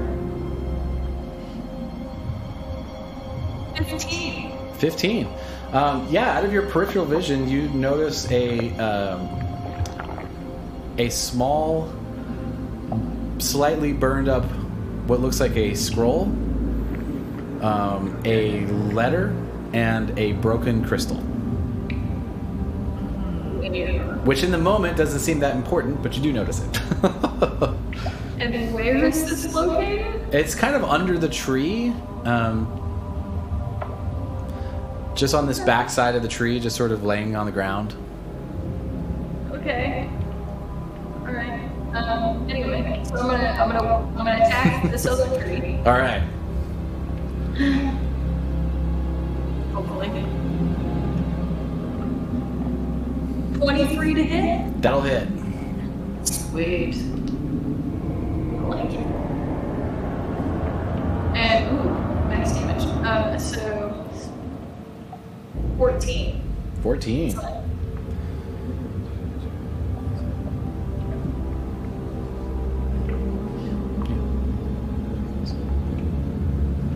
All right, that was your first attack.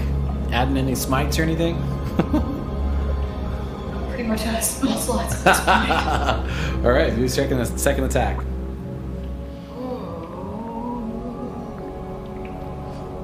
16. 16. Am I flanking?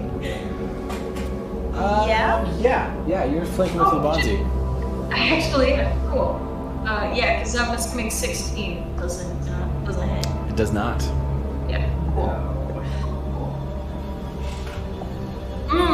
19? Is that maybe a little bit better? 19 misses. Yeah, cool. Alright. Carry on. All right. Yeah, coming back around. Oh no. I rolled a 9. And I got 19 total. But I do first level Searing Smite bonus action. All right.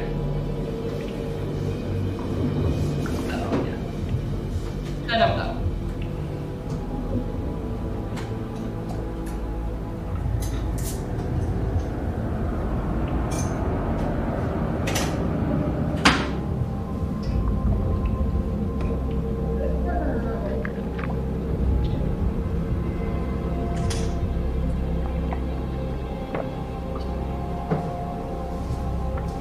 This class does a really good job. It's cool. Yeah. Above, you know. All right. It is Ono's turn. All right, oh no. I'm gonna hop off the cart and go in polymorph. You got a gorilla bully? Not a giant elf.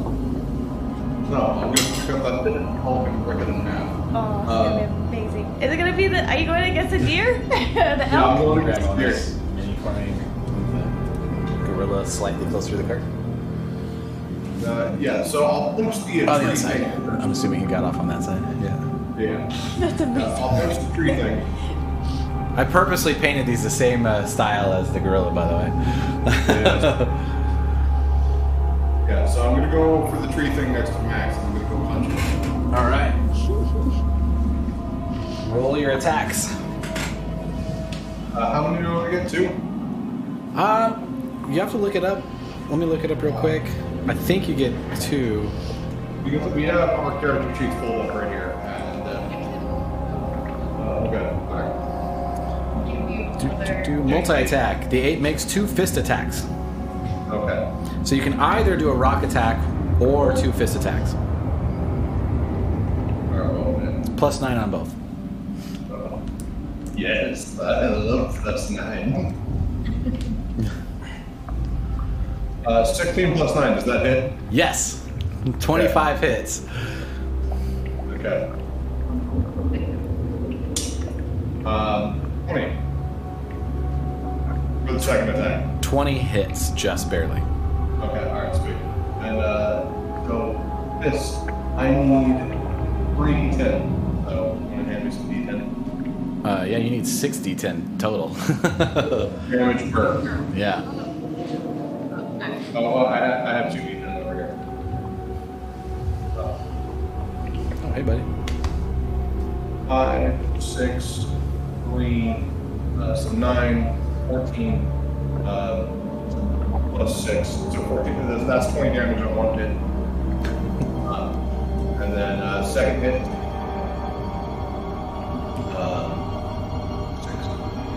11 plus 6, 11 plus 6, 17, so 37 damage total.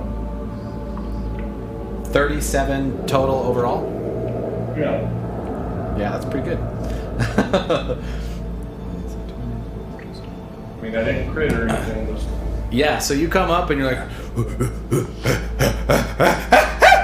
and you just fucking just wail on this thing and punch it into the ground, and like it buries itself into the mud and just pushes itself by the roots back up, barely standing still. I'm assuming that's your turn because I don't think apes get bonus actions. And you're out of inspirations, right? So you couldn't have. No. Are you saying it's rooted itself? Humor. I was really rooting for that one. We might as well leave it alone. Oh man, No.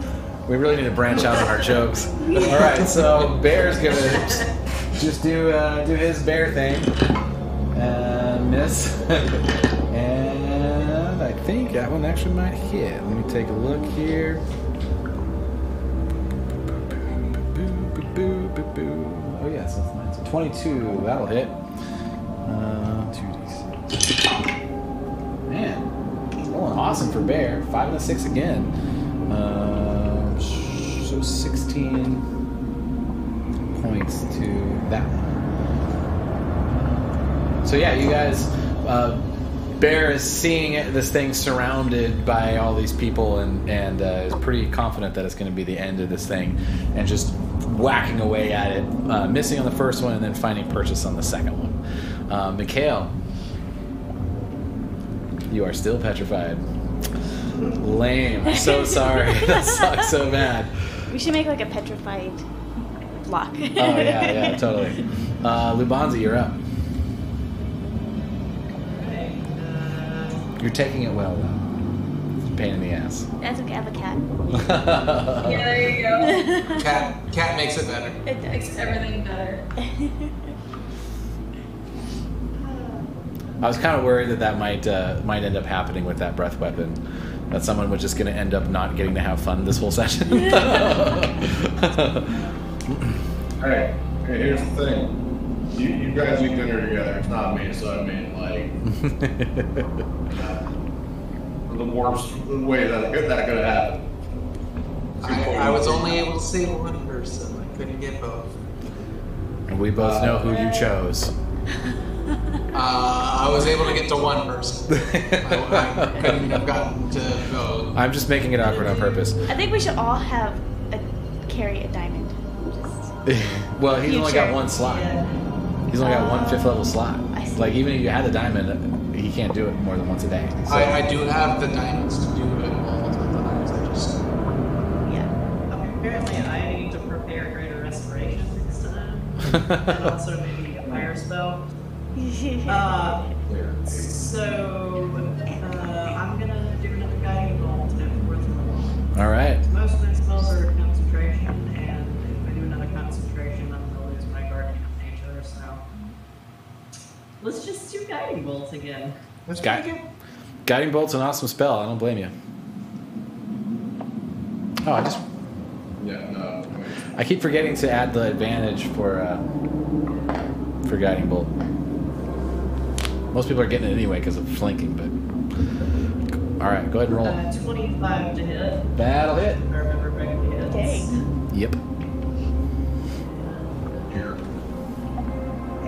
That is 76.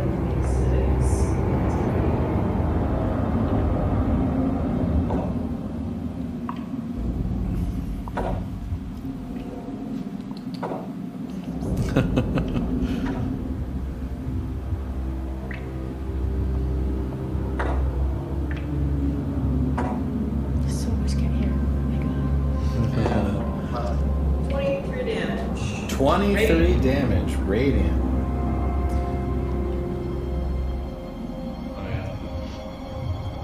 Me and this tree are still locked in Mortal Kombat.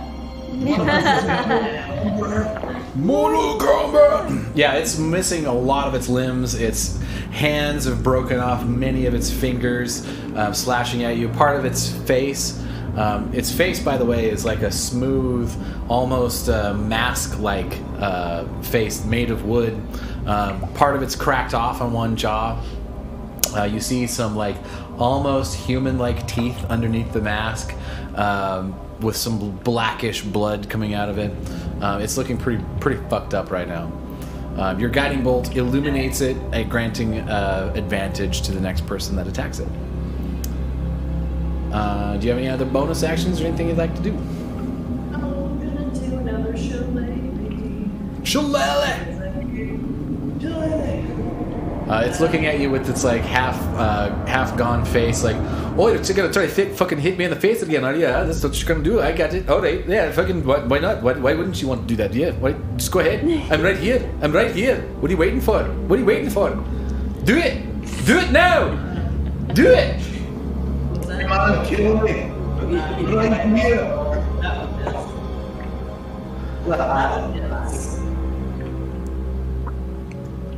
That's a 25. That hits.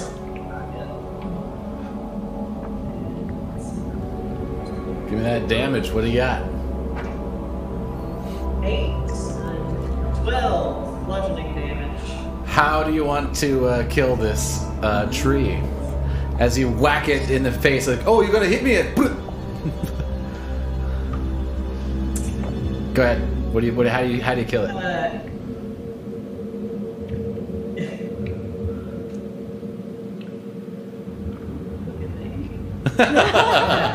Not to put you on the spot. I'm just gonna hit it in the face with its own foot. Yeah, so you break off another piece of its leg and part of it that had fallen off from another attack, and you whack it on the other side of the face, fully ripping the face mask sort of face it has off, and you see these beady, almost human eyes, but they're black with blood vessels going into the wood and like human teeth, and it just stands there like, honey, yeah, fuck you, and it just collapses back. Dead. Did you just take his face off? No, It was man. hands off, alright. You removed its facsimile. All right. If that's is that your turn? That's it. All right. Do you want to move anywhere? You have all your movement still. Right. Still have this hill. And one more tree. Oh, well, I'm close to the hill. I'm gonna start. I'm gonna sort of like. Yes, to Sort of sneak a little bit get closer to the around behind the tree that I just like. Yeah, hit the face of. Yeah, I'm gonna try to sneak around to the back and flank the hill from behind here. So more like here. Yeah. Okay.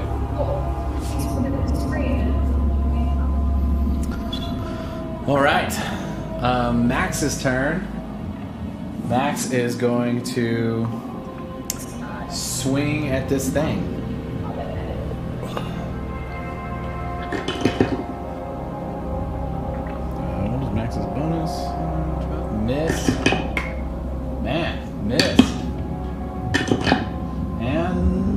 just hit with his short sword, which is 1d6. There it is. So he does 6 points of damage to this other one. You rolled 4 damage on D6. No, he gets +3. Oh, nice. Which one am I doing? It's this one. Ooh, this one's instead too. Okay. All right. So he hits the foot of this one and lops a toe off, which actually does knock it off balance a little bit. It doesn't look like it's as aggressive of a stance because it's like missing a toe. That's Max's turn. Dawncaller, you're up. All right. Bonus action, move the spiritual weapon close enough to attack, if it can. Yeah, easily. Go ahead and do that. All right. And then we're gonna attack with it. Okay. 21 to hit. Yeah.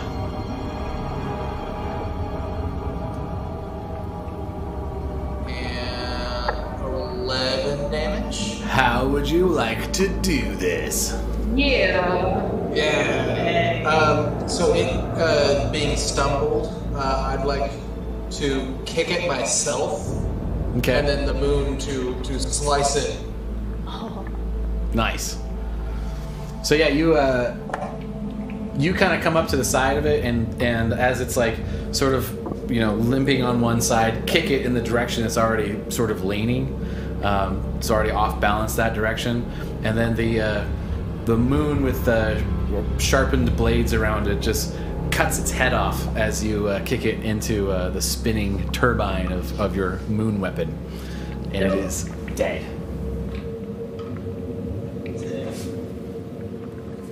So now you have an elk to deal with, and that's it. No. So that was your bonus action. My action, I'm going to move the moonbeam on top of the elk. All right. Does he have to make a saving throw now or just at this turn? At the start of his turn. Okay. Are you moving? Yeah, I'll move right in front of it. If I Easy can. enough. You got plenty of movement. You're standing in front of a sort of abyssal elk.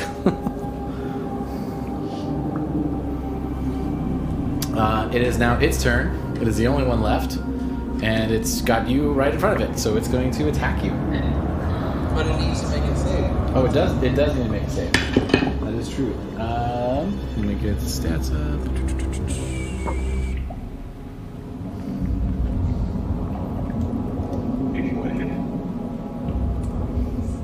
DC 16 con.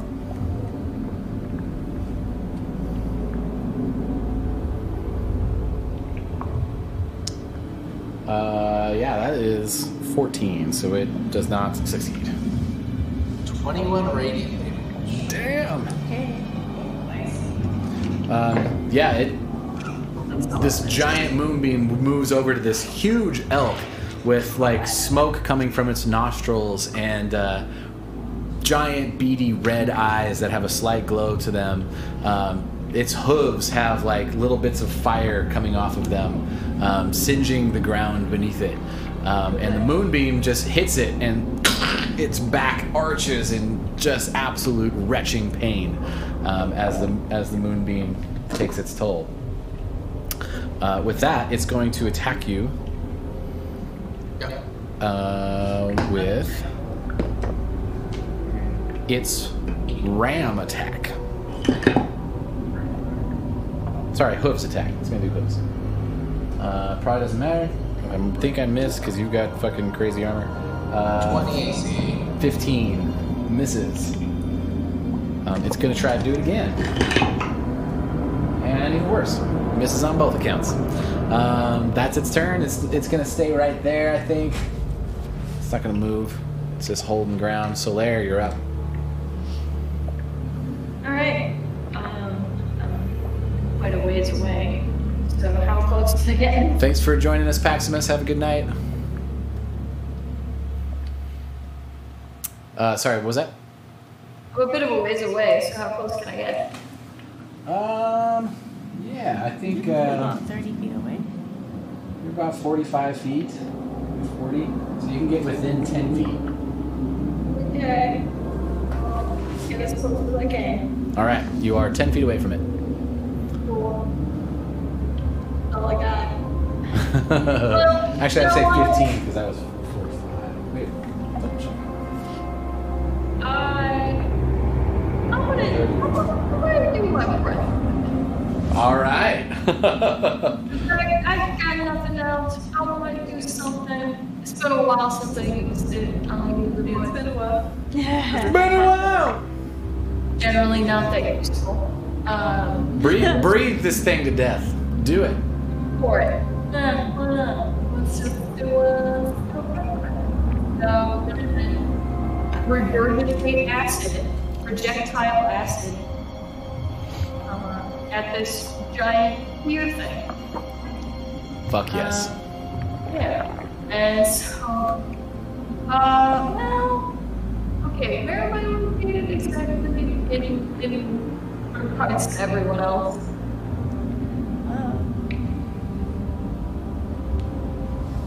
Say that again. Where am I located in relation to everyone else? You've got. There's no one behind it that it will hit. Well, it's not a direct line to go. Yeah. So what I'm saying is Dawncaller is in front of it, but I don't think with a cone that it would hit it. It's a 15-foot cone.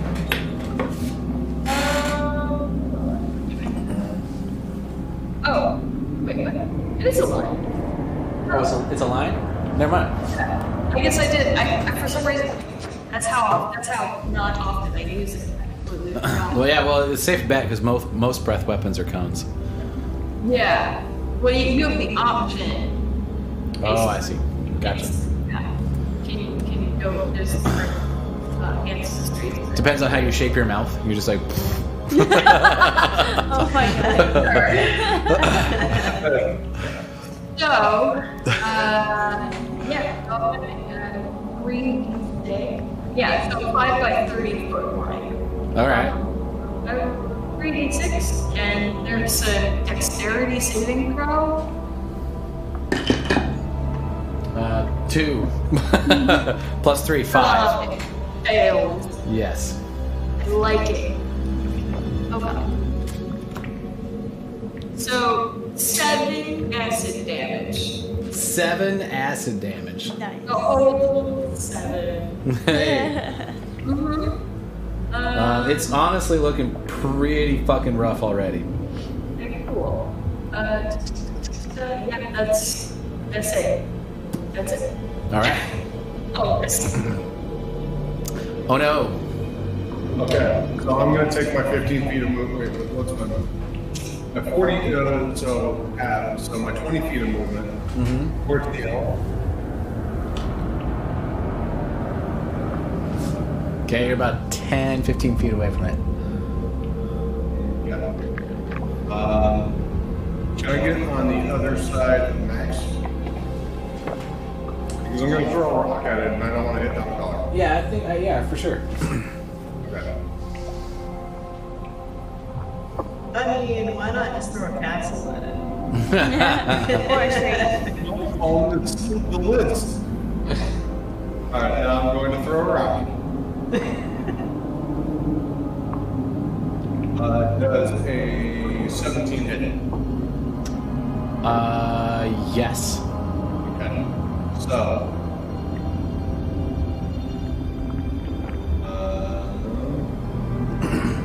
76. That's a whole lot of damage. That's a lot of d6s. Yeah, man. I heard 76 damage. Oh, 76. I know. I know. Go! 76. Yes. Yes. I only 7 cents. Or.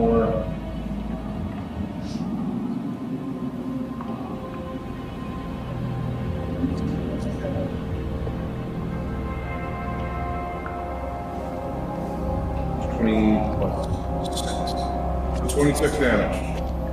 How do you want to do it? I want to literally just grab earth in front of me and then just fucking chuck this rock straight at its face, and you just hear it make range. So you guys see this rock just like hit this this elk, and Dawncaller, from your perspective, there's this. I mean, this elk is huge. It's towering over you, and you're not used to things towering over you. You're very tall. This thing is like 18, 20 feet tall, somewhere in there, with glowing red eyes and just steam smoke coming out of its nostrils, like. And all of a sudden, cartoon style, it just disappears from your view with as a giant rock annihilates it. Solaire, the antlers come like within inches of your face as you're like, whoa! Yeah, it is completely annihilated. And we are now out of combat. I'm still petrified. Mikhail is still petrified. So we have to like go in the town or wait a day or something. That's right. We'll just throw Mikhail in the back of the cart and take her on our way. You can roll a form, put her in the back of the cart. On the hallmark, you give Dawncaller one of my diamonds. Aw, let's. Where is? Oh no. So you have a diamond worth 300 gold. It's okay. I mean, it's 100. Oh, and then you have a diamond worth 100. Yeah. I got 3 of them, so and I have 1 left. Yeah. The last time. So I can just work off the fucking exhaustion later. All right. This is 5,000. If we wait until we get back to town, I'm sure we don't have to waste any slots or anything. Well, yeah, technically, We're so not the way it is going- now, you have to wait a day for Right. him to get his slots back somewhere. Yeah. So out of this combat, you guys take a moment. You load Mikhail's petrified statue in the shape of a stabbing. Her face is sheer fury. You guys have seen Mikhail fight before, but you haven't seen the emotion on her face quite in this way of just absolute. Is Mikhail a he or a she? She. Okay. Yeah. Because I've heard both before. Oh. That was probably Sky's fault. It might be my fault. I'm very, very bad with pronouns sometimes. Especially when we play in a group that has players playing pronouns that they are personally not. Sometimes I get confused, and I apologize. But Yeah, Solaire is often confused. I do it all the time. I am so sorry. Right, he's just as confused as everyone else. But regardless, and Bear also. Bear is a he, but Melissa is a she, so I mess that one up often. No, Mikhail is a she, and she is on the cart. And like I was saying, you see this quite emotional fury on her face as she's stabbing this thing. Yeah, that's what you see. And just as a reminder, Solaire, you saw that broken crystal. I let someone who can read know about pieces of paper. I'll volunteer to read them and see what's going on. Then me and Lubanza can go check it out. So, what did you say that they were?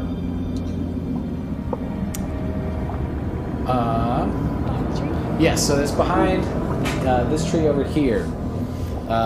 Solaire leads you over there, and you see the remnants of. If you want to make an Arcana check to identify, it's a paper something that's burned. That is a 21 on Arcana. That's a what? 21 on Arcana. I still 11 for me. didn't hear the number. 21. 21 or 20. what? 21. 21. All right. Yeah, so both of you notice that it is a magic scroll that has been used, or the remnants of one. The writing itself,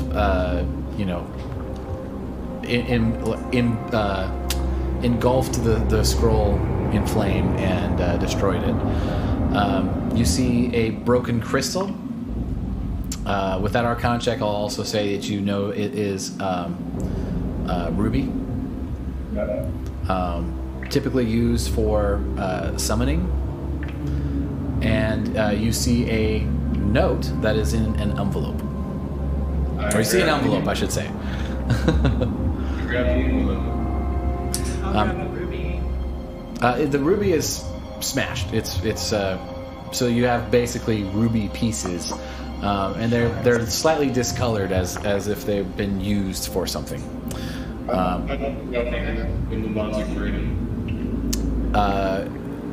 The note that you open, you take it out, says. I'm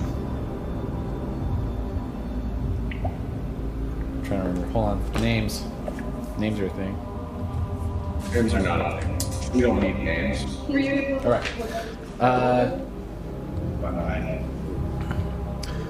Terrence, here is what you asked for.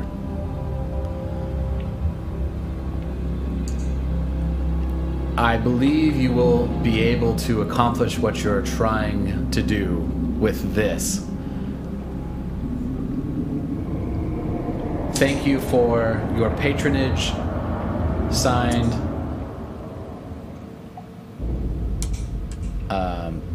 just the Crystal Dragon. Okay, so this is someone that the group knows about, but maybe I'm not. All right, so I grab Lubanzi's arm and I bring them back to the rest of the group. I'm like, all right, so we got a note from the Crystal Dragon. And then I tell them what the Crystal Dragon is because I already know about it. It is basically the mob. Yeah. What is that? That's not in carts at all, is it? The Crystal Dragon is largely based out of Droville, but it does have operations all over, including Cartadal and some more underground operations in the Tri-Cities area, but it's harder to do because the Tri-Cities is much more rigorously guarded and governed. Droville, it's been the Mud Ward is nearly entirely taken up by the Crystal Dragon, and the Crystal Dragon controls most of the trade between Droville and Cartadal. So if you want to do any business in that area, you kind of have to deal with the Crystal Dragon in some way or another. What else was over there? So say again. I'm asking what else was over there? There was a busted ruby, and then a scroll that's also perched up, which I assume was used on the tree thingy. We were able to ascertain any sort of information from the Scorched Scroll. The Scorched Scroll appears magical. Ono specifically recognized it as being a magic scroll of some kind. But no, you did an Arcana check. You can cast Identify if you want.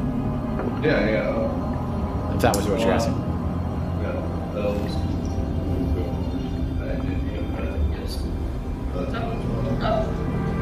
Oh, okay. Cast Identify. Yeah.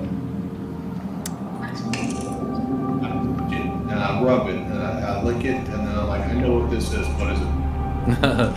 As you look at it,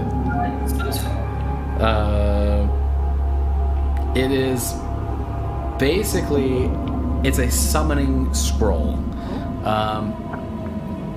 designed to bring a creature from the abyss to the material plane. It is specifically targeted for this particular tree that named Jacob within the scroll. Yeah, that's what you get out of the identify spell. Even though most of it's burned up because you can sort of magically ascertain the sort of history of what this object is. It is a sort of taboo spell in a way.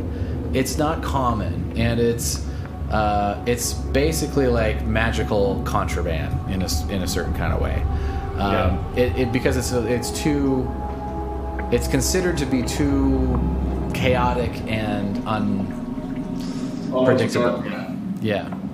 So to find this scroll here, where this thing is, it makes you feel very confident that scroll was used to summon this tree to its location.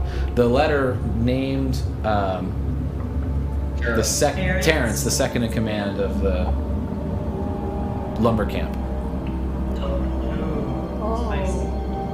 Okay. Yeah, if you guys remember, Sebastian is the leader, and Terrence was sort of the lieutenant that you guys initially invited into the party, and then told both of them that they could bring everybody in. You guys talked to Sebastian.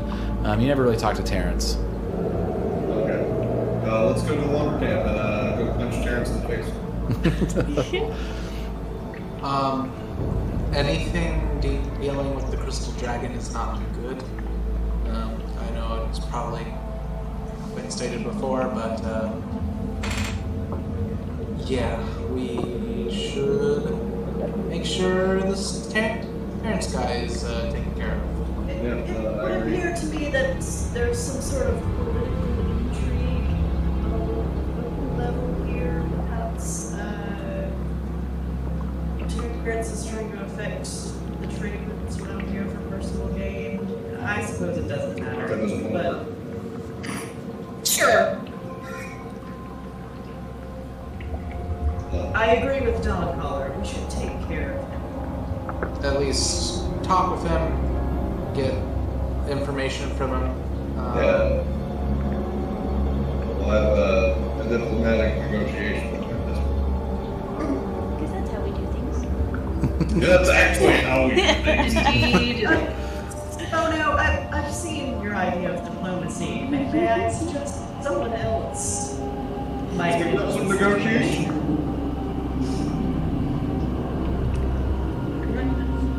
negotiations worship. Alright, well, let's go find him. All right, so you guys load up. You got Mikhail loaded up. You hop on your horses who are nearby and alive. What do we do with Jerry's body? Max and the rest of you Max specifically spends a small amount of time burying Jerry, who has passed. Gives him a soldier's burial, and doesn't say much other than that Jerry was a loyal soldier and died in the line of duty, which is the only wish of any active soldier. You guys take a moment and tip your hats. Whatever you do. None of you knew Jerry very long, so it's kind of one of those.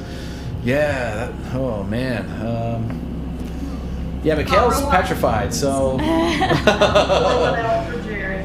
Yep. So after the Jerry, can we... Long live Jerry.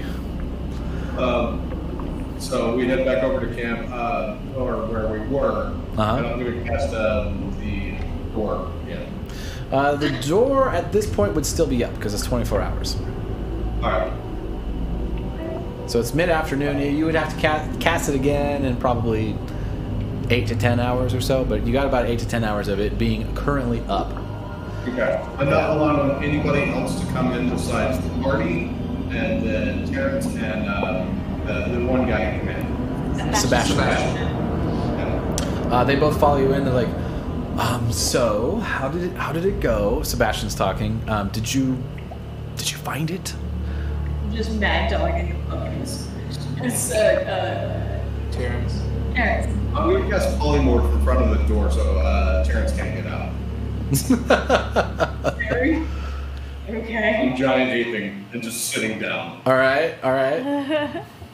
So, as he does this, I'm gonna come forward and address Sebastian and say, well, it appears that you have some interesting intrigue going on in your body camp. So I go on to explain what we found to him in front of Terrence, as I him suspiciously. Okay. So you're talking about the note and everything? Yeah. Okay. So as you go on, do you mention Terrence's name? Because it is named in the note. I'll withhold that information for now and see how he reacts.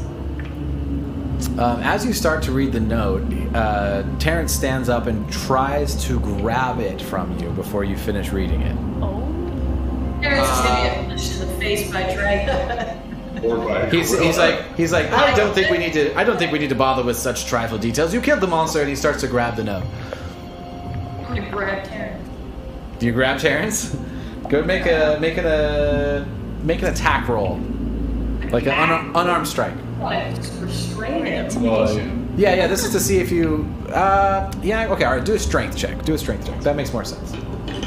I'm also going to attempt to step back if he's stepping towards me.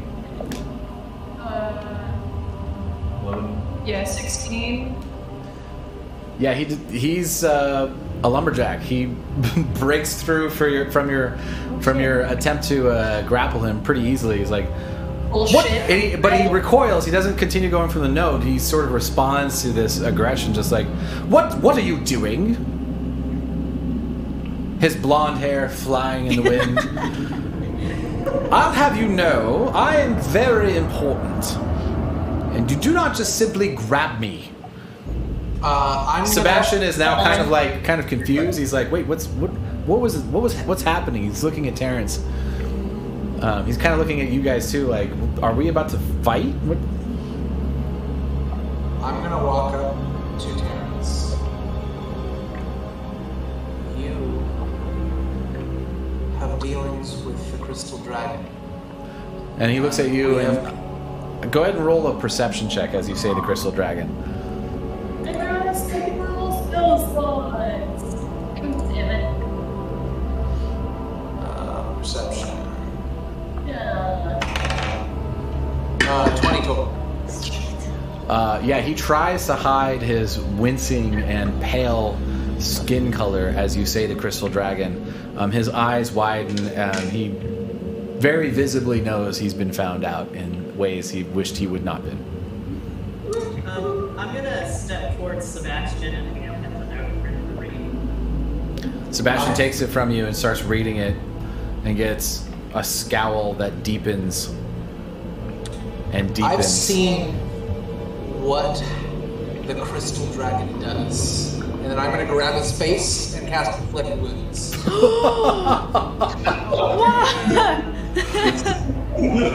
is fucked up. That escalated quickly.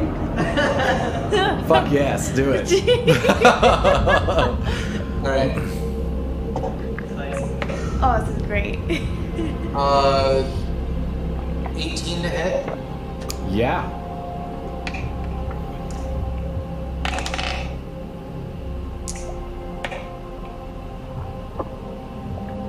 Girl is just drinking beer. I don't think. 21 damage in necrotic damage. Necrotic damage. You watch, everyone watches as you see a side of Dawncaller you rarely see. The only other time you saw it was against zombie pirates, but you figured they had it coming. Where he initiates an attack. Oh, that's right. But this time it's against someone who might have seemed aggressive, but Dawncaller grabs his face and drains absolutely every ounce of life out of him in one go, and Terrence falls to the ground, a shriveled, white, lifeless husk with black veins popping through his dead skin. And then I would like to revivify. Oh, wow. Oh. Amazing. And as he stares at Terrence's lifeless body for a moment, considers your position in the world and your desire to leave it better than you found it, and grabs within your cloak a diamond.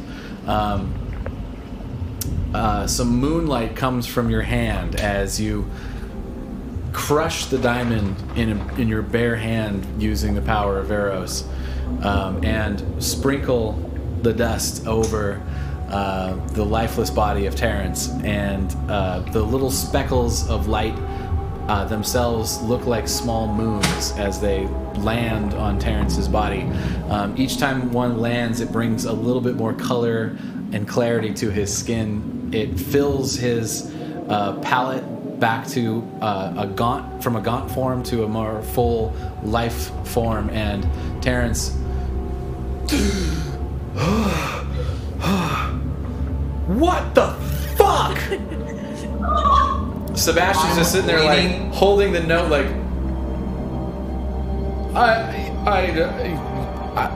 I mean, okay. This is what happens when the crystal dragon takes over. You die. I am here to revive what has been dead. Wait, does that make him a zombie now and he has to die anyways by downfall? You see Terrence, horrified, just nod his head. Go ahead, I'll say make a persuasion check with advantage. Okay.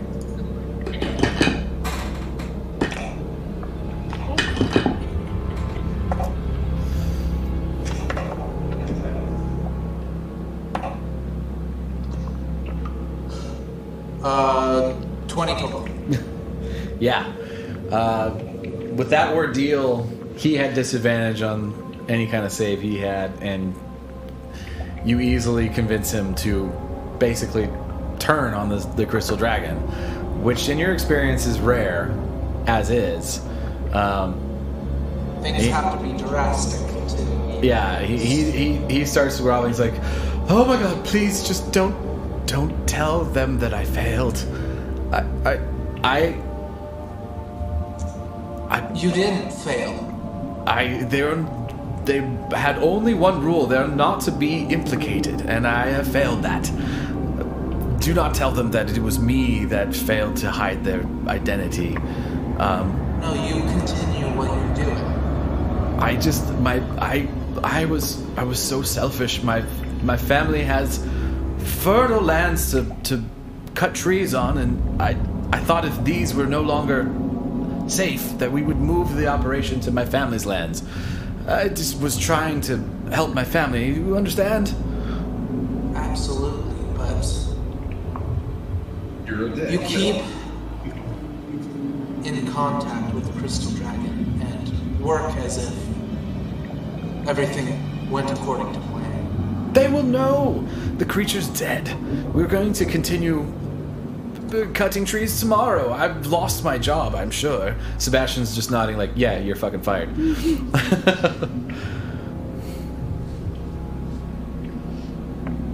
I unpolymorph after finishing my parallel beer as a gorilla. And, you see Archimedes handing you a whole, with like an entire barrel of beer over his head. Like, would you like another, sir? smaller. And then I go over to Sebastian. I'm like, listen, in order for us to like work this out, can you keep him employed as a favor for us? Sebastian's like, I mean, I was friends with some of the people that thing killed, man.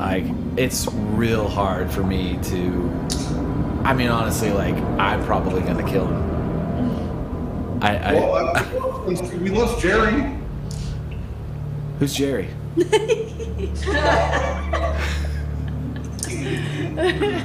Man. Max is like, he was the best, man. You don't know Jerry. You don't know shit. persuasion. If that. Oh. Yeah, go ahead. I would say a disadvantage on this one. Okay. He really doesn't like. What's his name? I can't remember his name. Terrence? Terrence. The only time I'm remembering names. I know. The only one I remember is Captain Rogers and Smash. That's a 10. I rolled a 2. Yeah, Sebastian's like, I mean, this guy literally committed treason. I mean, this is an empirical operation. This is sanctioned by the Empire. We are not a private company. We work for the Empire. This is treason. That's fair. Okay, so we'll deal with that. Can you not tell anybody that the creature's been killed? But just keep on doing what you're doing. Why the deception? I don't understand. What are you hoping to gain? No one has taken care of the crystal dragon in the normal ways. So why not do what he's been doing? Or You they've guys been are doing, going whatever. after the crystal dragon? Do you understand how insane that sounds? Oh, not currently, but it's been in the back of my mind for a very long time. Do you really think Terrence is your key to unlocking the crystal No. dragon? Absolutely not. Terrence is like, please don't kill me. I'll do anything. But he's a step. Make a persuasion check with advantage. Oh, you give the fucking cleric. Yeah, he made a good argument. Okay. 21. Sebastian stands there. I will keep you alive and employed for now. But as soon as you are done with whatever you need from him, you are going to prison. Do you understand? And Terrence is like, yeah, that sounds fine. Just don't kill me. I will go to prison whenever you say. I will work. I won't say shit. I will just do whatever. Just don't kill me.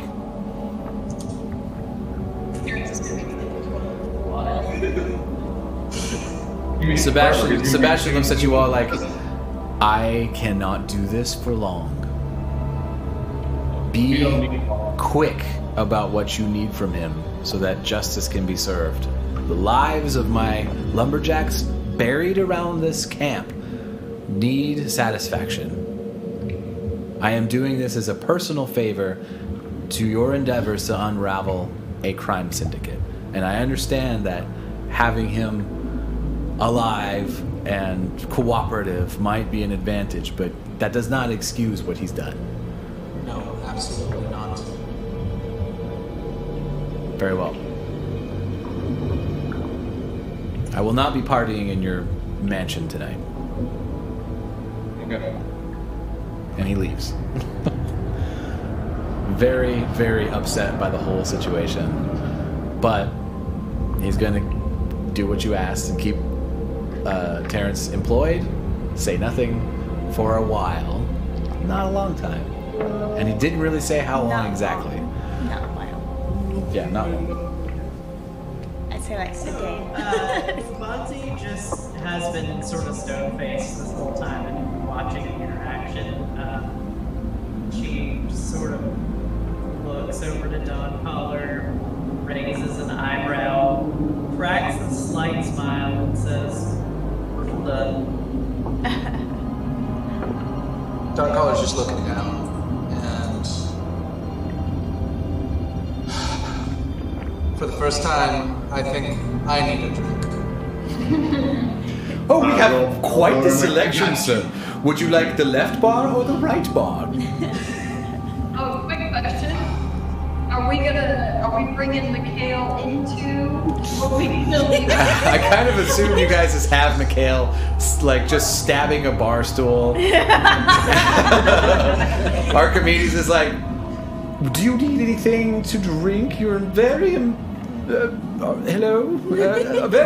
You just let me know if you need something. Okay. You out of 4th level spells? 5th. 5th, yes. Okay. 4th, no. Okay. Oh, well, I didn't know what level spell it was. The real It's a 5th level spell. Can you cast Forbidden Restoration? If you're petrified, are you aware of what happened at all? I don't No. think so. Okay. No, you're basically You are dormant. stone. Wow. You Okay. know nothing. All right. Yeah. Just curious. Mikhail was just like our mascot for the night. All right. So you guys want to do anything else while you're? I'm assuming you're gonna stay here until you can unpetrify Mikhail. I will cast Behind. I will cast it again just to make sure that it lasts for another 24 hours. All right. So yeah, the opera house pulses with a refreshing casting of the mansion. Music starts on stage in the background, sort of Kenny G light jazz. I'm gonna politely excuse myself for a few minutes, step outside of the mansion, and sort of. I'm not allowing it.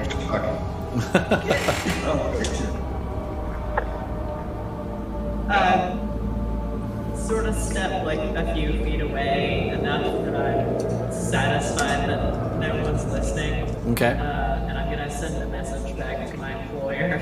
All right. I like secrets.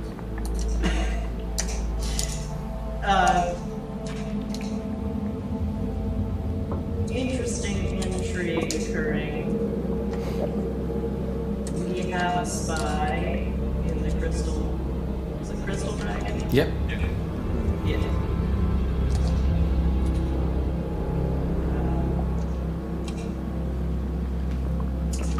Slay an ancient tree summoned by the spell scroll on the way to Getch to investigate L'Oreal. Okay. Yeah. Moment passes and you hear. Interesting. The crystal dragon is not to be trifled with.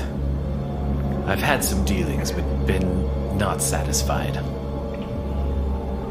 They're too cruel for my taste. I am considering meeting you in Getch. And that's all you hear.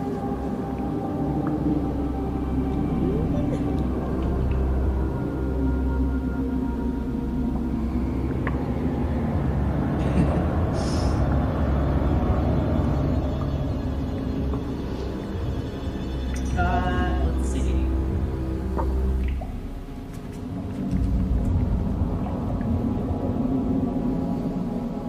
Oh yeah, I'm not sure what to say back.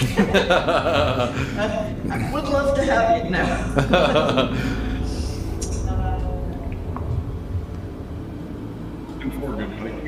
You don't have to say anything back. I mean, it's sort of understood that like long distance messaging is pretty taxing. So if everything is said that you think needed to be, he probably would not expect a reply.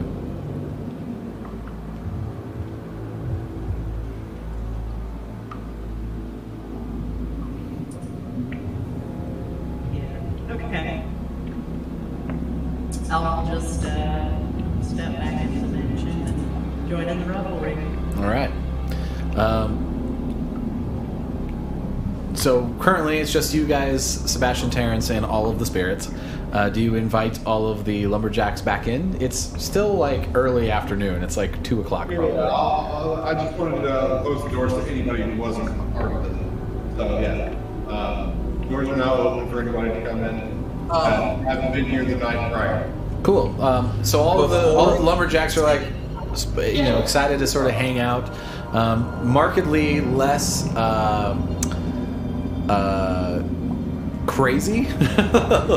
They've been to the mansion once, and now they're just sort of enjoying the space. They took board games off of the shelf on the side. They're playing Exploding Kittens, checkers, chess, and dice games and things like that. Brandon brought up a good thing. I'm going to go outside of the mansion and go and find the guy that was on watch and just be like, hey, come here. Oh, he made it in this time because you guys didn't actually leave anyone on watch, so the edge of the forest was just left unwatched. But it doesn't matter now that the tree's dead. But so he was back at camp and he just sort of followed everybody in. Well, because he said he allowed everyone that was there last time. I was like, oh, so that last guy that didn't get to What's that guy? Okay. Yeah, he gets to the door. He's like, boom. Oh man. Not again. Can I talk to Terrence before Ono does this? Yeah. Yeah. If you want to do anything else, I'll wait. So you sort of wave Terrence over, and he's like, yeah. What? What? Sort of nervous twitch now. I need you to try to make an inn, however you can, somewhere else from here, but in with the crystal dragon. I'm not really in the crystal dragon. I know. I just dealt with them. I have one contact. I could probably set up a meeting.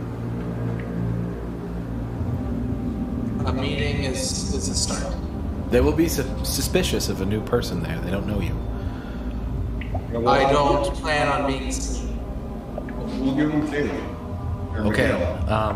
What should I tell them I want? That this was only a one-time deal. Tell them the plan succeeded. However, the workers will not continue. They revolted. Okay. And figure out what to do from there. Man, I'm not very good at lying. You're gonna have to.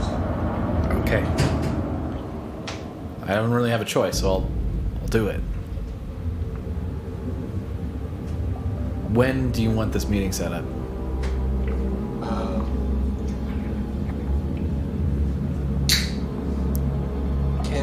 Can they meet in Dutch?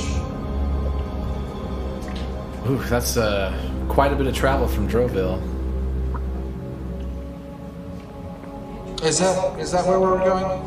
Are we going? You guys are going the opposite direction of Droville at the moment.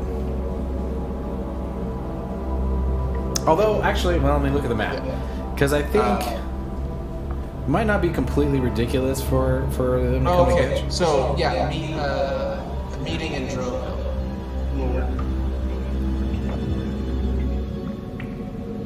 Sorry, our connection's really poor right now. Oh, You no guys worries. kinda cut it now. But that's our Yep. poor connection apparently. All right, so yeah, I mean, so you guys are literally between Droville and Getch right now. Just a meeting in Droville will be okay. So I can set up the meeting, but when? When will we be engaged? Because we're meeting through. We're going through Droville. No,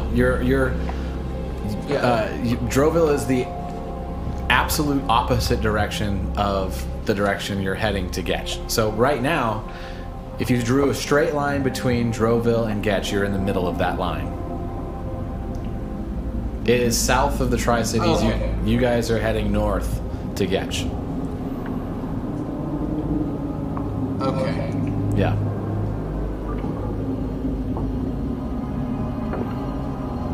Okay.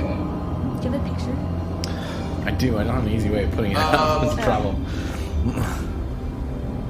Yeah. That's another thing I'm going to work on is adding Yeah. where I can go to maps from here on here. Just boop. Yeah.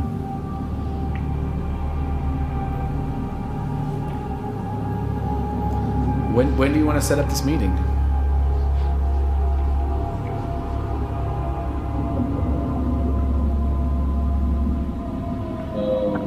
How long is it going to take us to get together? It's about another day from the. Sorry, it's another day to Alki. It's another day to Alki, and then another 3 days from Alki to Gretsch.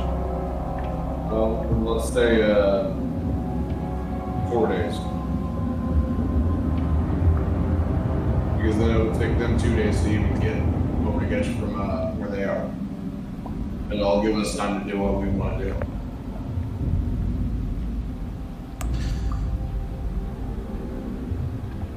Yeah, and Ace, if you want to disconnect and reconnect, I think the things will pop back where they need to be. if you're like 30 seconds behind. Okay, yeah.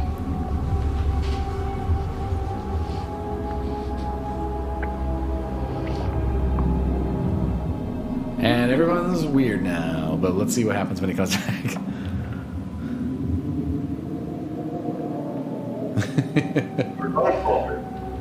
Us two people are talking about. Hey, good. Everything went back the way it was. Awesome. That's good to know. Okay, yeah, sweet. Okay, I think I can understand you now.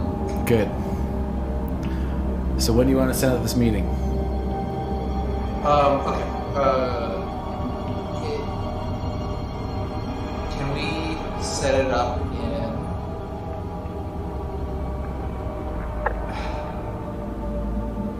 in a week at Getch? Do you think that's enough time? Say you had to run to Getch. I mean, they may charge me for travel if I do that. I can get you gold. I don't care. Okay. Might be a lot. They're pretty particular. I understand. Alright, if you give me 200 gold, I will tell them that I will give them 200 gold when they arrive in Getch. And then I will travel with you to Getch to meet them. Yes, that was a plan. So you don't have to think about being killed here in the middle of the night. That's a fair point. And all of the lumberjacks are just like eating chicken, staring at Terrence as word starts to get around. Oh, jeez. Yeah. I will give you the 200 gold when we get there. I'm not going to give it to you now. That's fair. That's fine. I don't need it now. I just need it to give them when I see them. Yes. I have to send them a message. Do you have anyone that's a good messenger?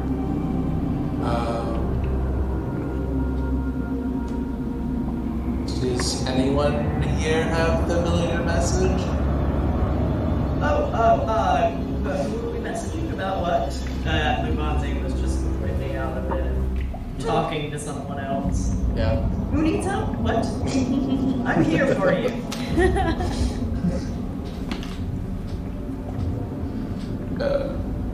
So I'm assuming you can cast message or something similar.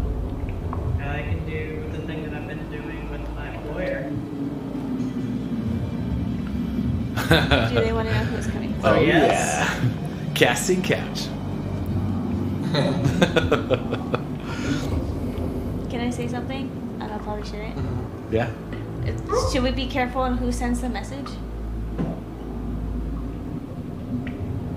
I don't know if I could trace back in a suspicious way. Bad.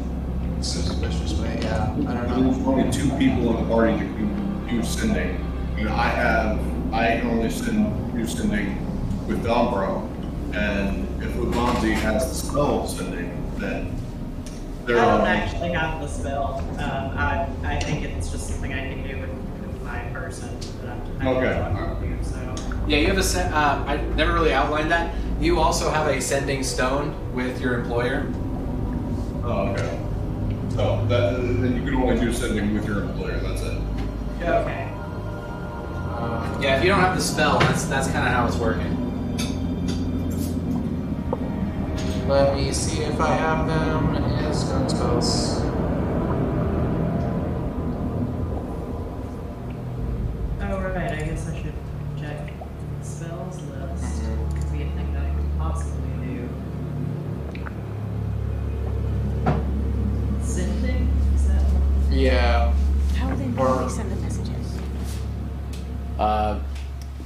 So there's a couple ways to send long distance messages in Oh, D&D. No, okay. like, what I they're can send a specific. message Okay. tomorrow. All right. I can get sending. I can fix all the things tomorrow. You're gonna wake up and cast like a dozen spells. It's not just like my husband. But I'll do it tomorrow. No, I was curious, like, what's the normal method on how they get messages and it's not suspicious? It's just a matter of who, right? So like, Right. Oh, who? Yeah. So if you get a message from someone you don't know, proposing a meeting for someone you do know, and you don't know why, Yeah. because 25 words, sending is hard to like really convey meaning with especially if it's someone you don't know, you know. Background music Or is we do like a loud. courier bird or fucking. Background music is a little loud. Where's the king? Fly an actual courier. Hand that to me. Thanks for letting me know. I wasn't sure. It's quiet over here, so it's hard to tell. Has it been loud the whole time? Yeah, probably. People seem to enjoy it. That's there. Did you label them? I know which ones it is. I was Yeah, turning is up the there a monitor instead possibility of for us to the. get like a courier? Let me know if that's better. Put a letter on a bird and send it over. Well, how have you talked with this person before?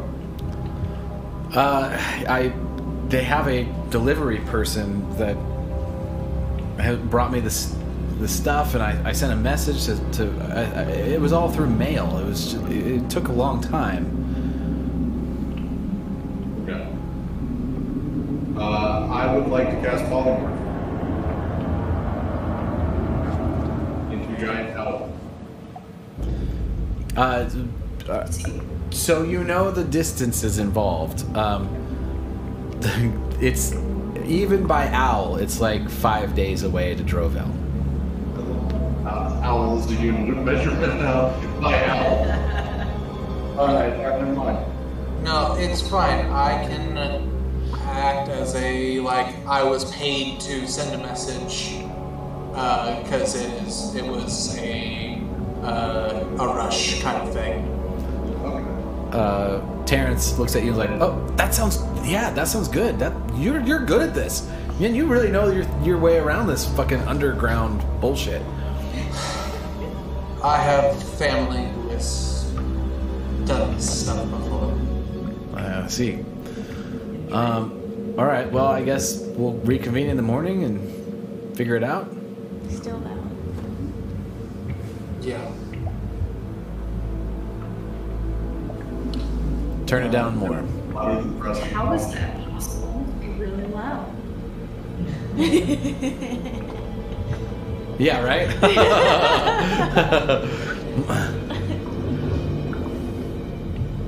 I'm offended by all of you. I turned it down more. I'm assuming that it's. Oh, I know why. Are you changing something else?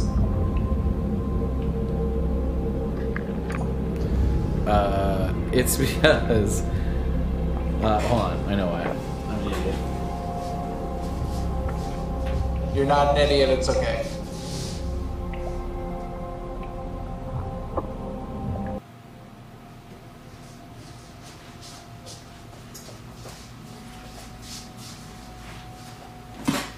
That should be much better. I turned it down by half. Man, that was probably blaring in people's ears this whole time.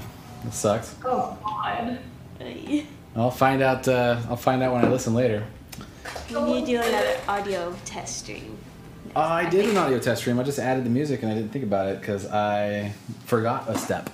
No, same. Because of the source, it's coming from Streamlabs.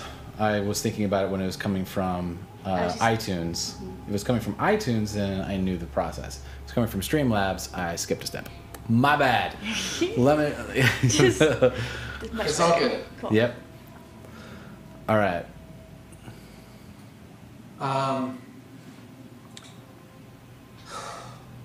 I need some rest. I know it's still kind of early, but we just did a lot. Yeah. I'm gonna go over to Archimedes, grab the beer, then go to my room, and then grab my sending stone and try and talk to Dombra. While smoking my pipe. All right. Archimedes is like, here's your traditional brew, sir. It is 3 times larger than a normal, as always requested. Yeah, and then I'm gonna go to the room and then speak to the sound and just be like, bro, what is the latest update? You hear a whisper come back. You're like, oh, hey, brother. You're not gonna believe this, but things are worse. We picked up some pirates. One of them's named Onslow, and he knows you.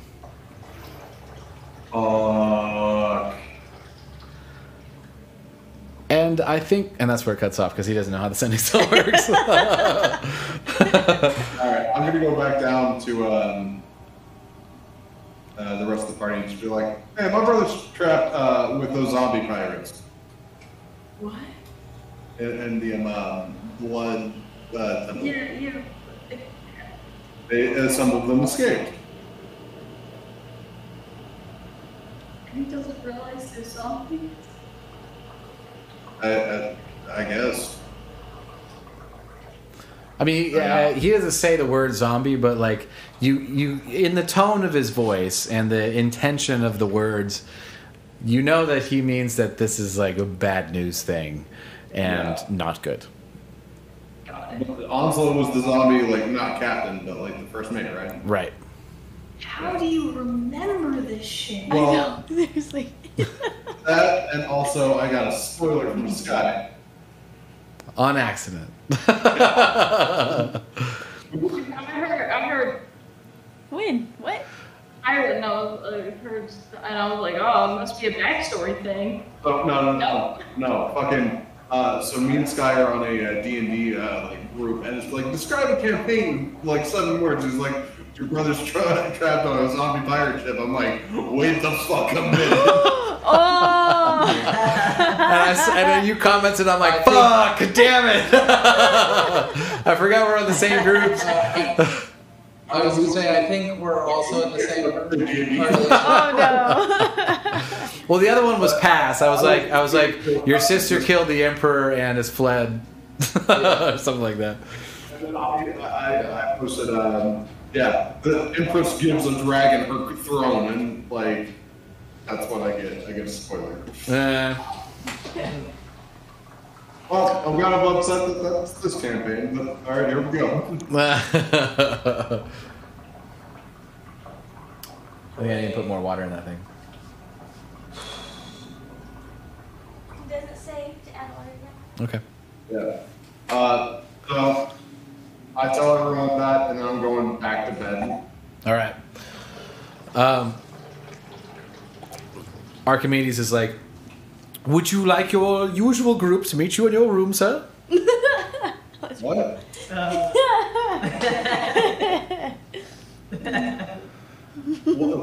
And there's like four spirits like cracking knuckles, getting ready to like do some heavy duty massage. Oh.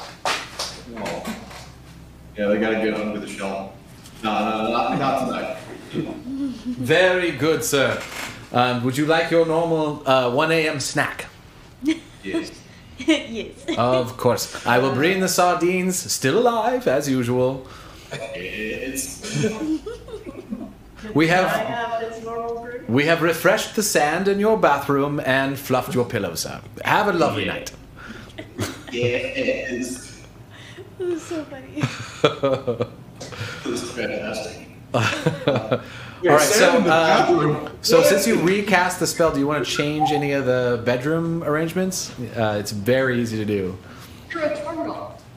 Yes, you got a litter box. I didn't think about that.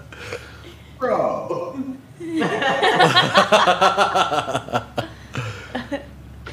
Alright, whatever.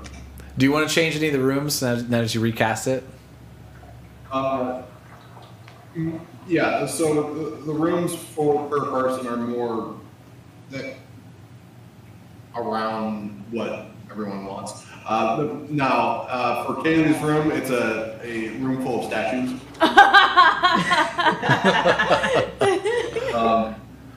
So she doesn't feel alone. And then that's gonna be funny in the morning, just like, bam, wait, I'm not a statue anymore. Surrounded by statues. So if she has sex with one, is that statutory? Statues look like all Oh of my us. god. That's wrong. That's wrong. Statues of each of us. So when she becomes Just staring right at the bed in the middle. she's surrounded, like we all got statued.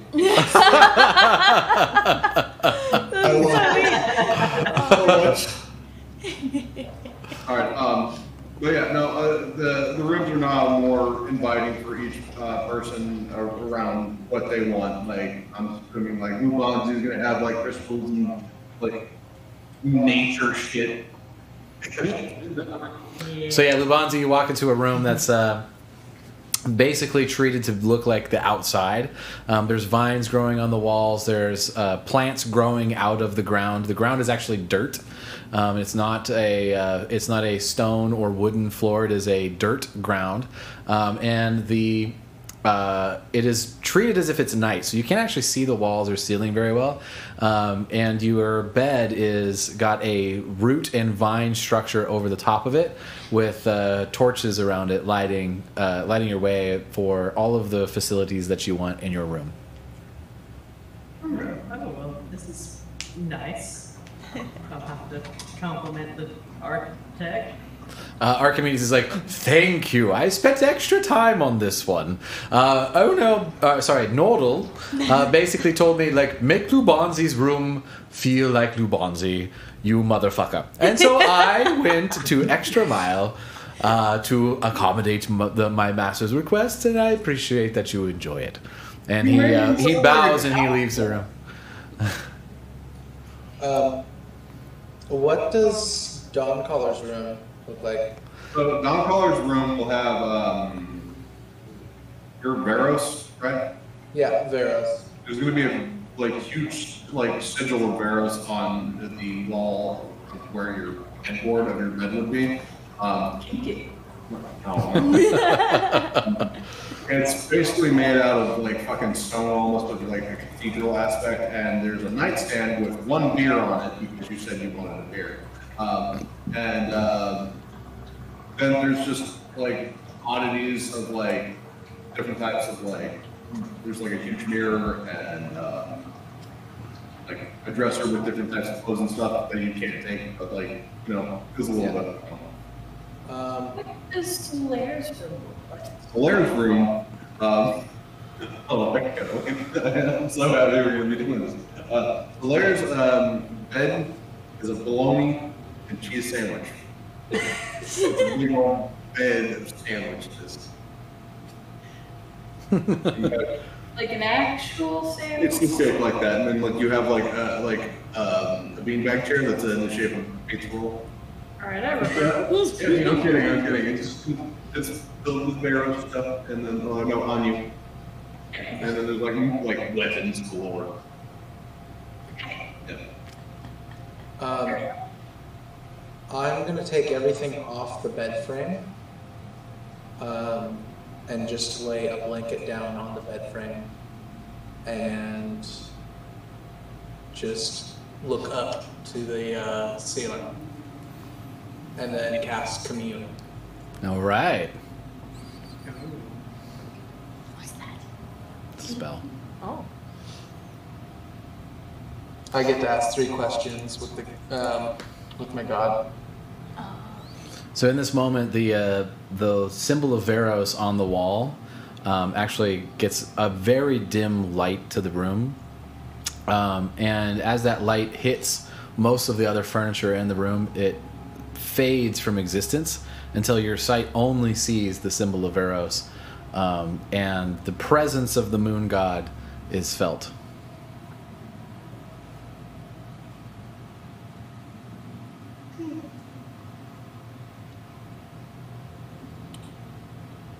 I want to ask, is this path that I'm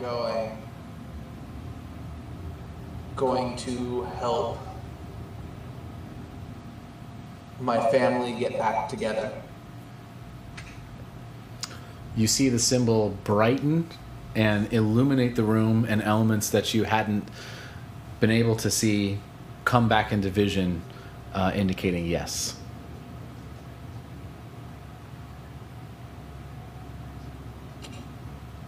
Can the crystal dragon be removed from where they are? The symbol brightens even more, showing you an emphatic yes, it is possible.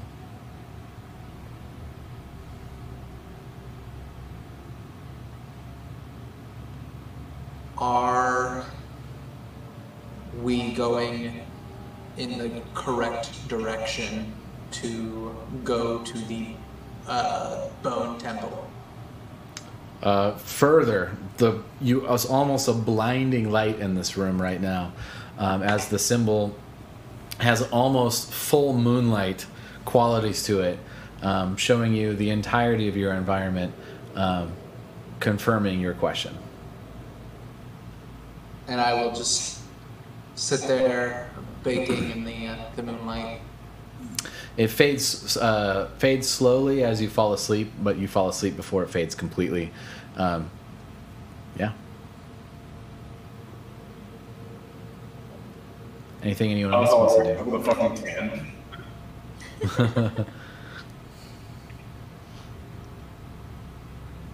The naked Ono tanning. Yeah. Anyone else want to do anything in this time? There is a bit of a party going now. After a couple hours, even though Dawncaller has kind of gone to bed in the middle of the afternoon. Do you guys all want to go to bed at the same time? It's up to you. Oh, no, I'll stick around to entertain people for a bit. All right, so you hop on stage. A markedly less enthusiastic crowd, but still very enjoyable, your performance. But go ahead and make a performance check. Does the whole stage and backing band give advantage? Yes, actually, that's true. Oh, the stage will give disadvantage. You're gonna freak out. As I roll 8 twice in a row. Which is a 14. 14. Still a good performance. The band is doing lighter, more melancholy selections today, given the mood of the crowd. You get many applause. You get gold coins thrown on stage. Silver coins thrown on stage. These are lumberjacks. They're not super wealthy. So you get about 5 gold worth of silver, so 50 silver thrown on stage. Thanks.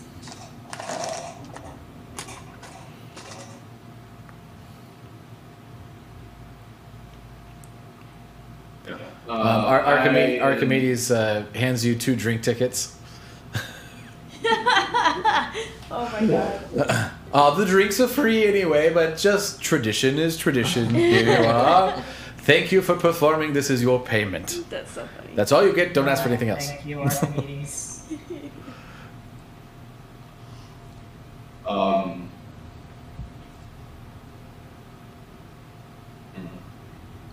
Yeah. I'm good. All right. Does everyone go to bed then? Yes. Solaire stabbing a bed in her quarter, or sorry, Mikhail stabbing a bed in her quarters. Solaire, what does Solaire's room look like? Solaire's room is basically, it has It's a dungeon. it's basically a darker dungeon with a symbol of Anu on it, with weapons everywhere, like on the wall. All right. And the So shield that looks better than her shield, but she can't pick it up because it's like well into the wall. Solaire, as you start to drift off, you feel your eyes close, and then you feel your eyes open suddenly. You're in the same space. But the symbol on the wall of Anu is aglow, as well as the immovable shield on the wall. Next to it appears a holder for a shield that is currently empty. What do you do? I go towards the shield. And I touch it. It feels like a shield. Okay. I test the integrity of the shield being held to the wall. As you sort of finger the shield,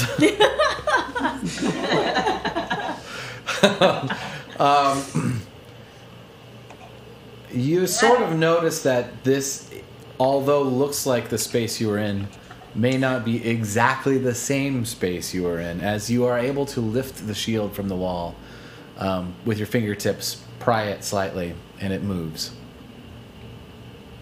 Okay. I grab it. It does not come quite off the wall. The spot for a shield to be placed starts glowing. I'm just doing things. I'll put my shield on the other spot, and then I'll grab the shield. Fine, I'll jump to it. Yeah. You do that, and the other shield fades from existence. You have an identical shield now with you, and you hear a voice like, "Sorry, I couldn't resist. It's just a cliche." I express my gratitude. You see the symbol on the wall turn into sort of a swirl and open up, and you see the grand meeting hall of Anu sitting there with a glass of fresh lava, indiscernible fiery face, giant almost antler-like horns coming out of the top, with this cracked flaming armor on this immense molten rock throne. Yeah, pretty much. Yeah. Addresses you through the portal. Well done. You have said my name in battle and thwarted something that was obviously terrible. Oh, Okay, that actually would be enough. You did say your name in battle. You said for on you. I did. No, I know. I didn't think that would be enough. That encounter. Well, that was Give it a shot. yeah, well, so on you continues like, it doesn't need to be 1,000 people. One person is enough. But you may have saved more than you realized. That creature was from someplace it should not have been here. I've been there before. I know, I saw you. Well done. Continue my work. Continue your endeavors. I will be here. I will be watching. Fire be with you. And the portal closes.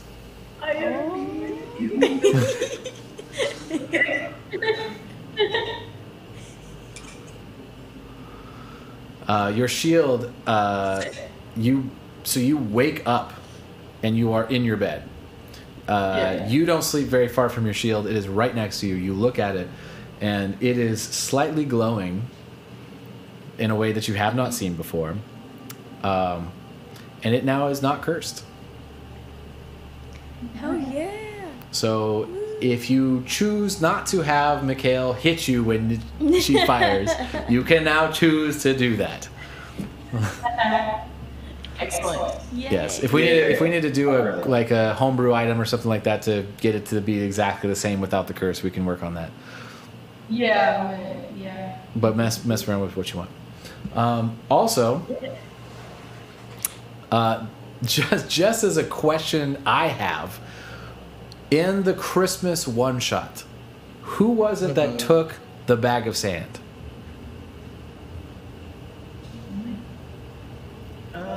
John's character. What's that? Wasn't it? Wasn't that John's character? It was either John's character or Bella, because we were right next to each other. I thought it was Bree's character, but I might be wrong. Negative. What? Negative. Oh, sweet. Yeah. It's sweet. Anyway. Hey, we tested negative, or Kaylee did. Hey. Yay! Didn't think we would, but it was precautionary. Yeah. Not surprised, but thankful that we know. Yeah. But anyway, I so don't remember what happened. What was the... Oh, we can talk about it offline. well, it's important right now to know for a reason. Oh wait, are you That's talking what about the COVID thing? No, the Oh. bag of sand. Okay, never mind. Yeah, That's yeah. what I thought she asked. Yeah. So, Yep. be quiet. Be quiet. He was just there. Yeah, so Oh, you're the word. What happened with the bag of sand? That's what he's trying to figure out. Yep. Maybe... It's been a little bit. Where it was grabbed. Where did it come from? How did it get there? I don't remember the I bag have- of sand. Baracus has a little bag of sand in his inventory. Does it say Naaman's bag of sand? No. Then that's not it. wait, do I have it? Okay. Wait, I think it was Kaylee. Yeah, that think that sounds so. familiar too. Remember- Okay, good to know. All right, I was just asking. I think I need to. You added it to our inventory, but I couldn't find it to add it. But I made a note to add it later, and I never have. Yeah. I think that's what happened. Right. Okay. Mm-hmm. Okay. But your That's what I was character just is the one that went for it. Okay. Got it. All right. I totally forgot what they did. Great. So with that, you all get your long rest. Safely tucked in the mansion. You get awakened at times by guffawing and hilarity coming from downstairs. But you all eventually make your way to bed. Some of you get up in the middle of the night to hang out for a little bit in your room. Because you went to bed so early, like time is a little bit relative here. It's going to be about 16 hours overall of resting until the next day. But So we get 2 long rests? technically you could. So Dawncaller, because you did go to bed early. I went to bed early on purpose so that I could try to get Kaylee's. Okay, so when in the evening middle of the comes, night. when evening comes, you got your long rest, and you could go do the things that you wanted to do when you long rested, if you'd like. Yeah. So I'm gonna cast Greater Restoration on Mikhail. All right, so you walk into a room filled with various statues. Of our party. Yeah, of the party. And you shake your head at, oh no, making a joke. But you see clearly Mikhail in the center, still in the same aggressive pose.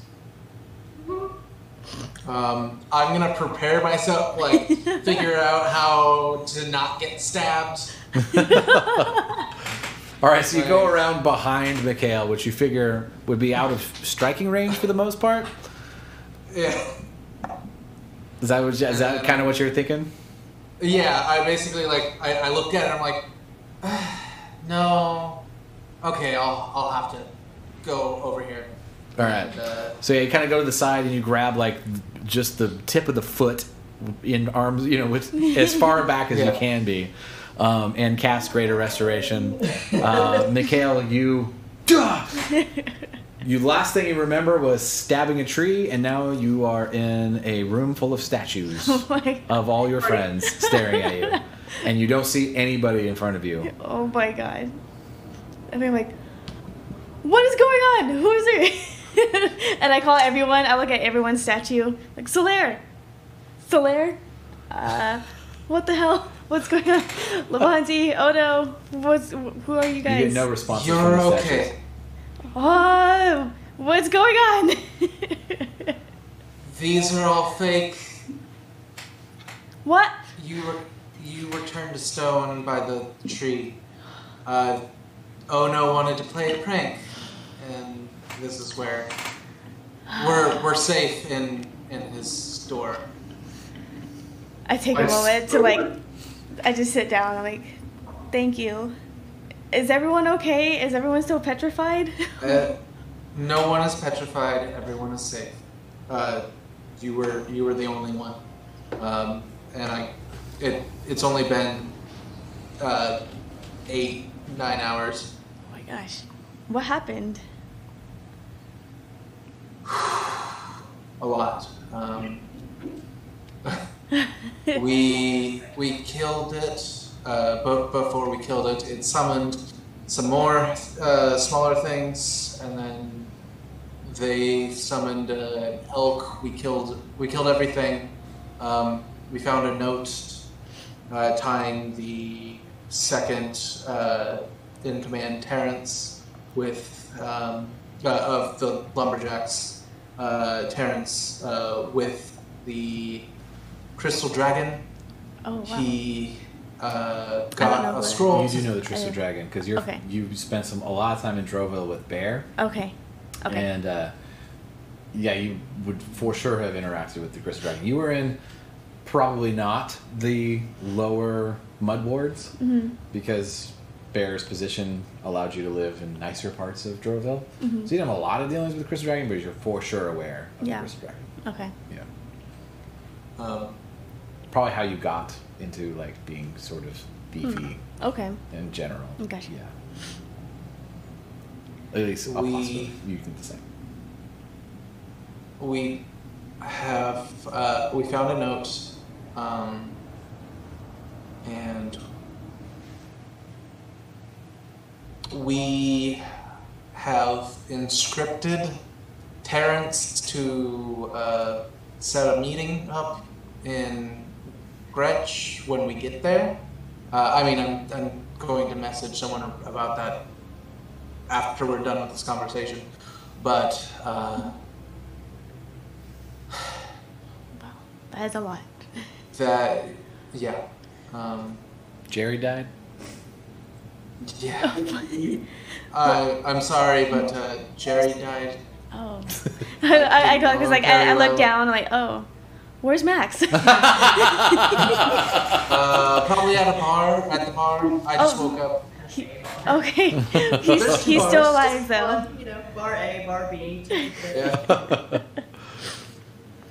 I had a slight I still had that internal hate towards Max still, but waking up with this whole moment, I'm like, okay, I'm glad he's okay and alive, and I'm alive and grateful that Don Collar helped me. So that you, Don Collar, I just say thank you so much, and I'm gonna think about how to get Ono back for this.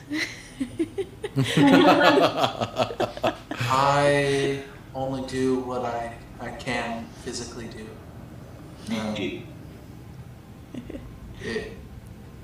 You've helped us so much, so it's all I can do. Thank you. So now we're taking our second long rest, yes? Yeah. Well, Don Collar at least can for sure do a second long rest if you'd like. Oh, you're trying to get out of your exhaustion. Yeah, I'm trying to get out of my anxiety. Yeah, so if you just want to sleep for 16 hours, you can do that. Okay. Well, I'm gonna meet up with Terrence and try to get this meeting set up. Okay, so Terrence is downstairs, sort of in a booth by himself, with most everyone looking far away from him, some staring at him. There's a very small amount of liquid sort of around Terrence, on him, behind him, on the table, like some kind of spatter as you walk up. What did they do to that man? They killed him. They Julius Caesar that motherfucker. You see him like taking a spoon and digging something out of his beer. What? He looks up. He's like, "Oh, hey. Hi. I don't think I should stay here. I have been spit on more times than I can count." Oh. We can probably get you a private room, so you're not. I come out of my room like, no, we can't. And I go back in. You can have my room. No one's gonna spit on me. Archimedes is like, "Oh, we could arrange accommodations very easily." And like 4 spirits go upstairs with hammers and stuff. I just hear construction noises from my room. Oh no. Thanks. All right. Who do I need to message?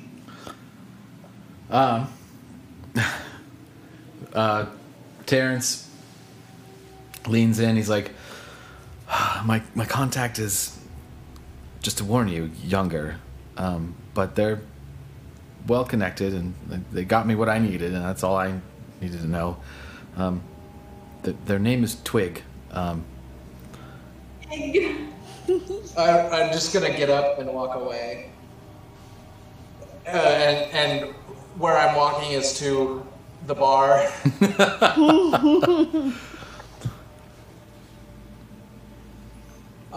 Strongest alcohol, please? Archimedes appears in place of whoever was standing there. "Oh, very good, sir. I have just what you need. I will shake it up for you right now." And he, like, 9 hands comes out of his arms, pours all of the things into a shaker, shakes it up, and gives it to you in, like, 15 seconds flat. I grab it. I come back. Chug half of it. Terrence is like, "Are you okay? Do you know Twig?"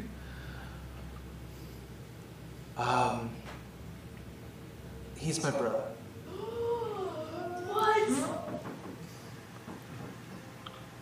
Oh, well, I mean, that's easier, right? Like, you already know him. Yeah. I could message him. I haven't talked with him in a while.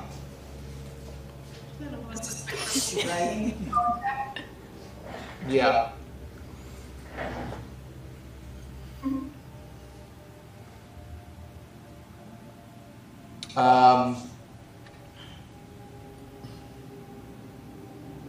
Yeah, I'm gonna send a message to Twig.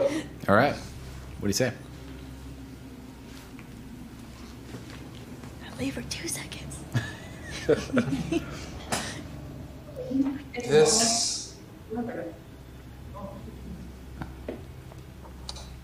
This is Don calling. It's me. When you say this is Vimic? This is. Yes, this is Vimic. Sorry. Everyone keeps calling me Don calling. Your brother's just like, who the fuck's Don? Yeah. Oh, you're calling yourself Don Color now. Oh, real cool.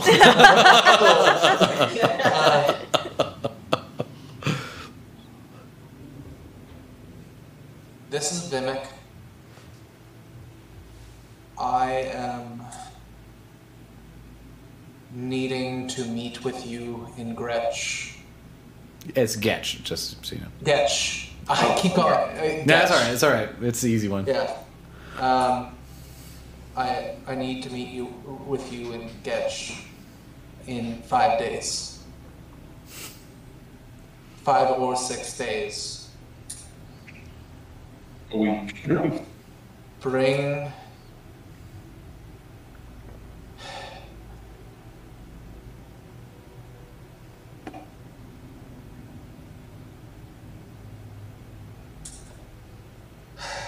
Bring your brother too. Coins? Yes. Okay. Bring coins. Okay. What is going So you send a I message. will keep messaging you every day until you are there.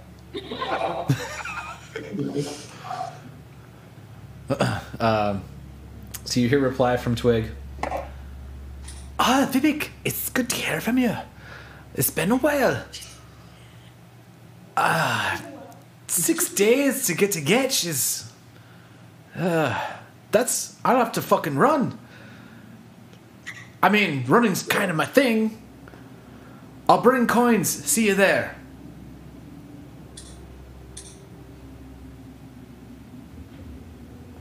And then I'm going to drink the other half. All right. So, Terrence in front of you hears the first half of the conversation. Kind of sees you listening, but he doesn't hear the other half. So he looks at you. He's like, "What'd he say?" They'll be there. Do you seem to know them? Yeah. Well, this is great. I won't be implicated. Yeah. Yeah. You won't. Thank you. You saved my life. I would be dead right now if it wasn't for you. I've been spit on, but I'm not dead. He also didn't kill you, so. Oh, I was gonna say, also killed you, though.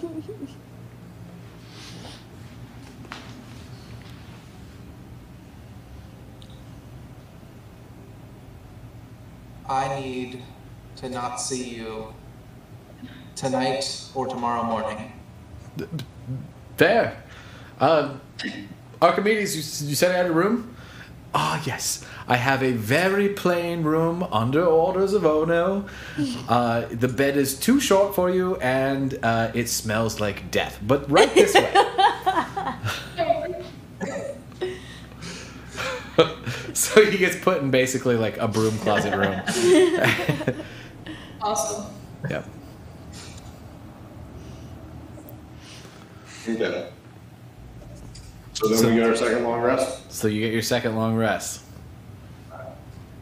I'm no longer exhausted. Yay! Yes. I could not believe that bite attack included exhaustion. It was so funny.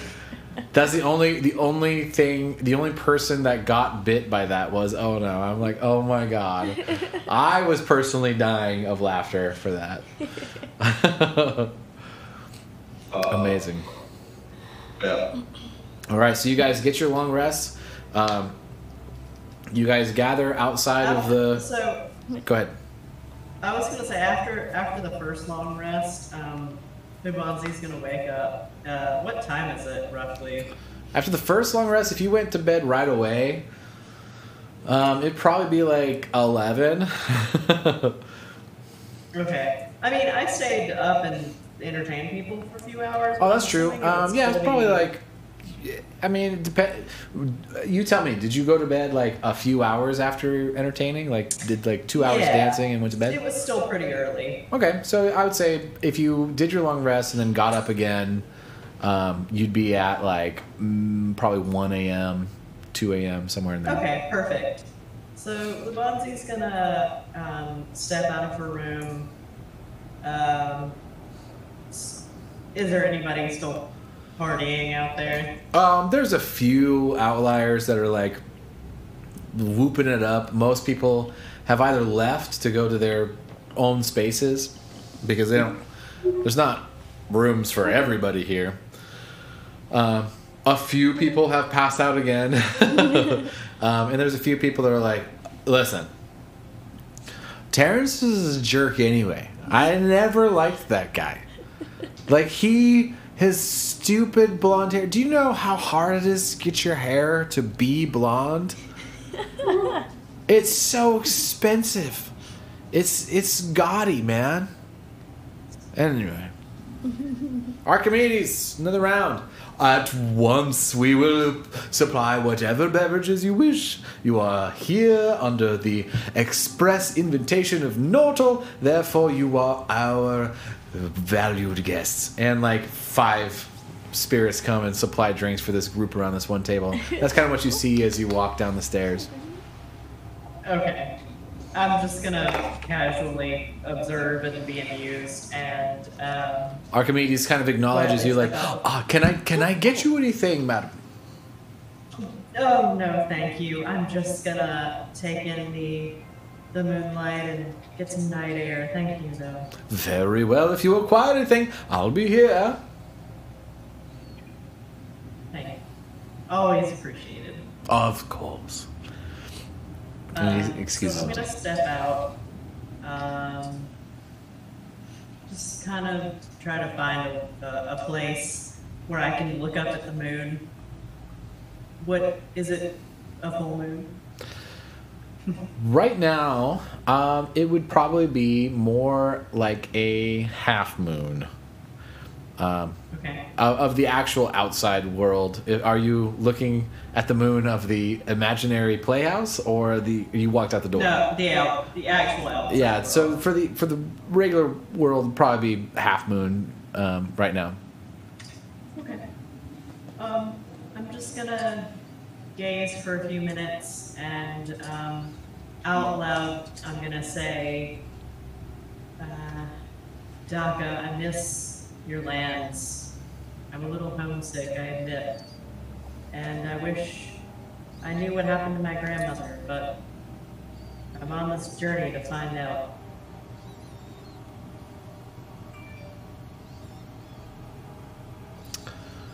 Are you casting commune or anything, or just praying to the Daka? No, Okay. I'm just sort of, I'm not spell commune, I'm just Got it. like meditating and Got it. gazing. Yeah. So as you kind of immerse yourself in this wilderness, because you are in the wilderness, you find a patch of trees far from the tree that Ono cast the mansion on. That, although the camp is vast, because it's a lumber camp and there's a lot of people that work there, you manage to find a patch that feels more secluded and more connected with nature and inherently Daka, as you sort of bring yourself to this place. You kind of come to your knees and take in the moonlight that is present, and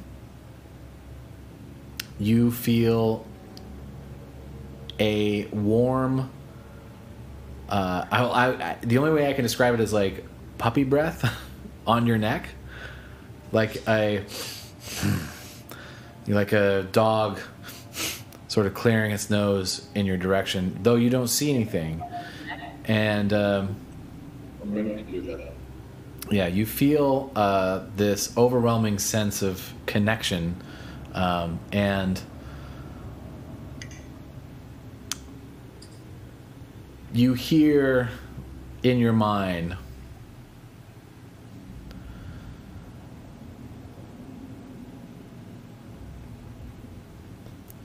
"You are part of nature.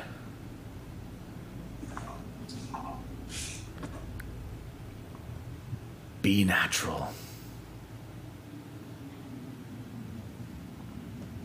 And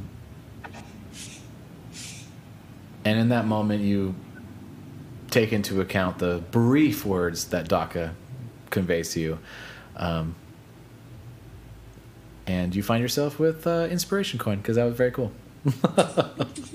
Nice.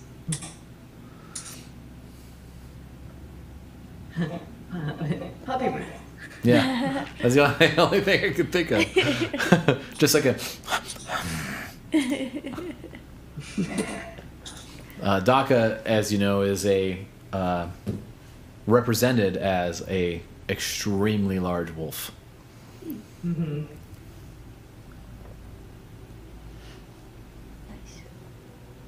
All right. Anyone else? In the in-betweens. Now that you're awake, do you want I to... shower. You shower. Archimedes brings in 5 servants with buckets, and they rotate pouring on you. Nice. Averting their eyes.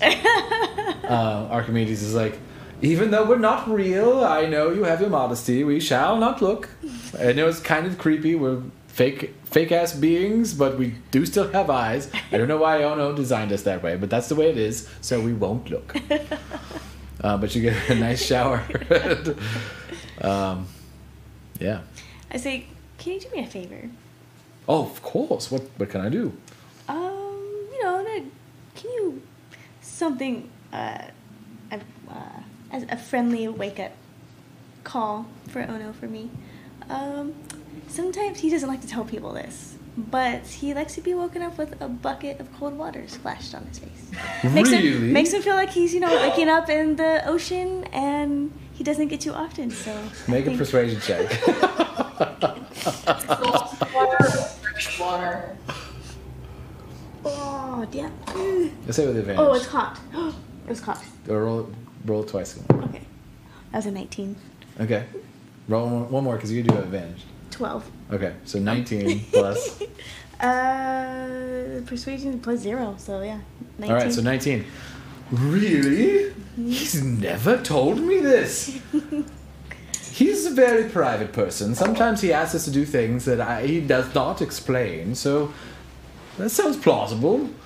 I will do it at once. Thank you so much. What time does he like to wake up? Oh, early. Like probably 4:30. 4:30. Fantastic. Thank you. Do you require anything else? That is all, thank you. Very good. And he sort of bows himself. He's like, do you want a bed in this room of statues? Do you like the statues? Please get rid of them all. Very good. And like 19 servants come in with dry erase markers and just start scratching out the statues. All the beds and pillows. Yeah. And a giant bed with all these pillows and a whole bunch of chests on the walls that are locked. So if you want to practice lockpicking, you can go over there and do it. So they leave the room and you go to sleep. Anyone else want to do anything in this in-between long rest?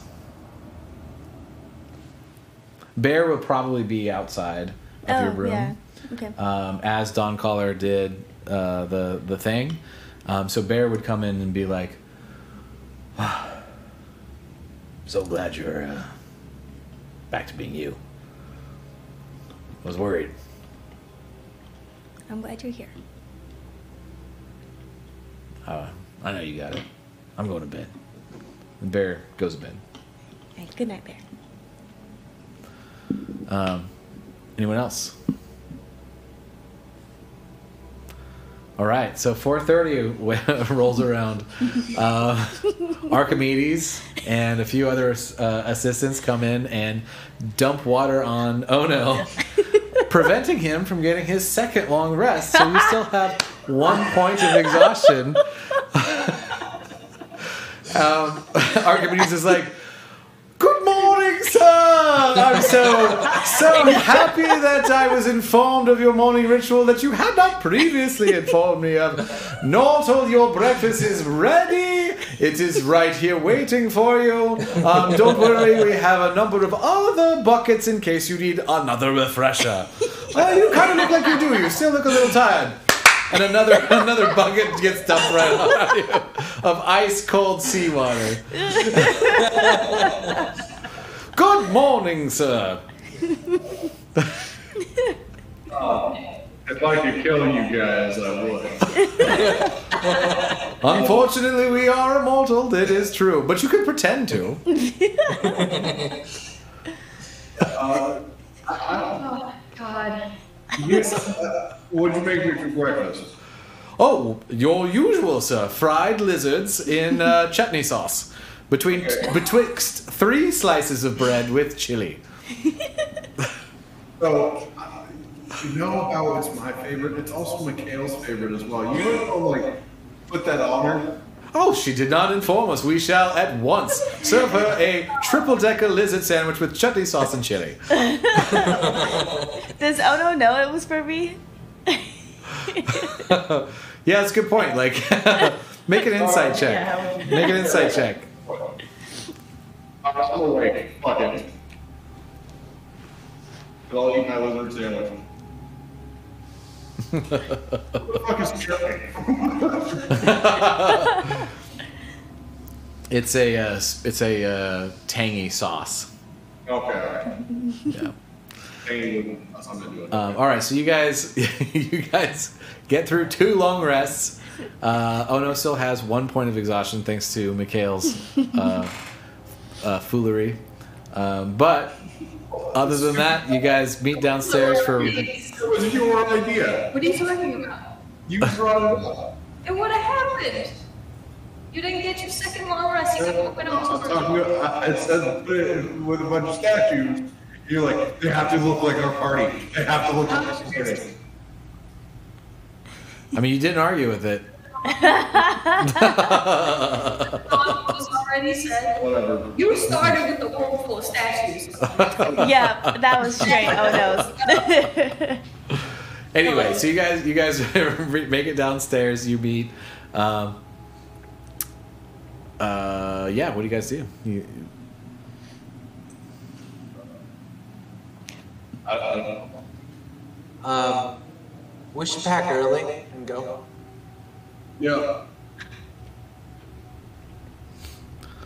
All right. So you gather your things, you gather your carts, you get on your horses, summon your steeds, and say goodbye to Sebastian, who's like, I'm so glad Terrence is going with you. This would have ended in Have what you bloodshed. will with Terrence. What's that? Have what you will with Terrence. Terrence is going with you because you're meeting him in Getch. No, I'm meeting my brother in Getch. Oh. Oh. Oh, you're saying like, fuck Terrence. Yeah. Oh damn. Sebastian's like, you got what you needed. Yeah. Very Goes well. around. Terrence. Gary, can you assemble? That is part of the reason why I said I don't want to see you in the morning. Can you assemble 10 men and go kill Terrence right now? Gary's like, gladly. And 10 lumberjacks stand up to Gary being like, let's go. And they start marching off in a direction, and they disappear from view in a very short amount of time.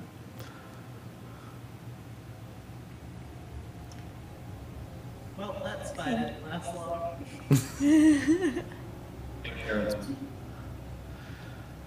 It's a gruesome act, but I just cannot trust somebody on my payroll or near me that got my friends killed. So I wouldn't have trusted him either. Terrence I got what is- I needed. Terrence is weak, he is an idiot, and he is going to die by the hands of his fellow lumberjacks, alone and impoverished. For a second time.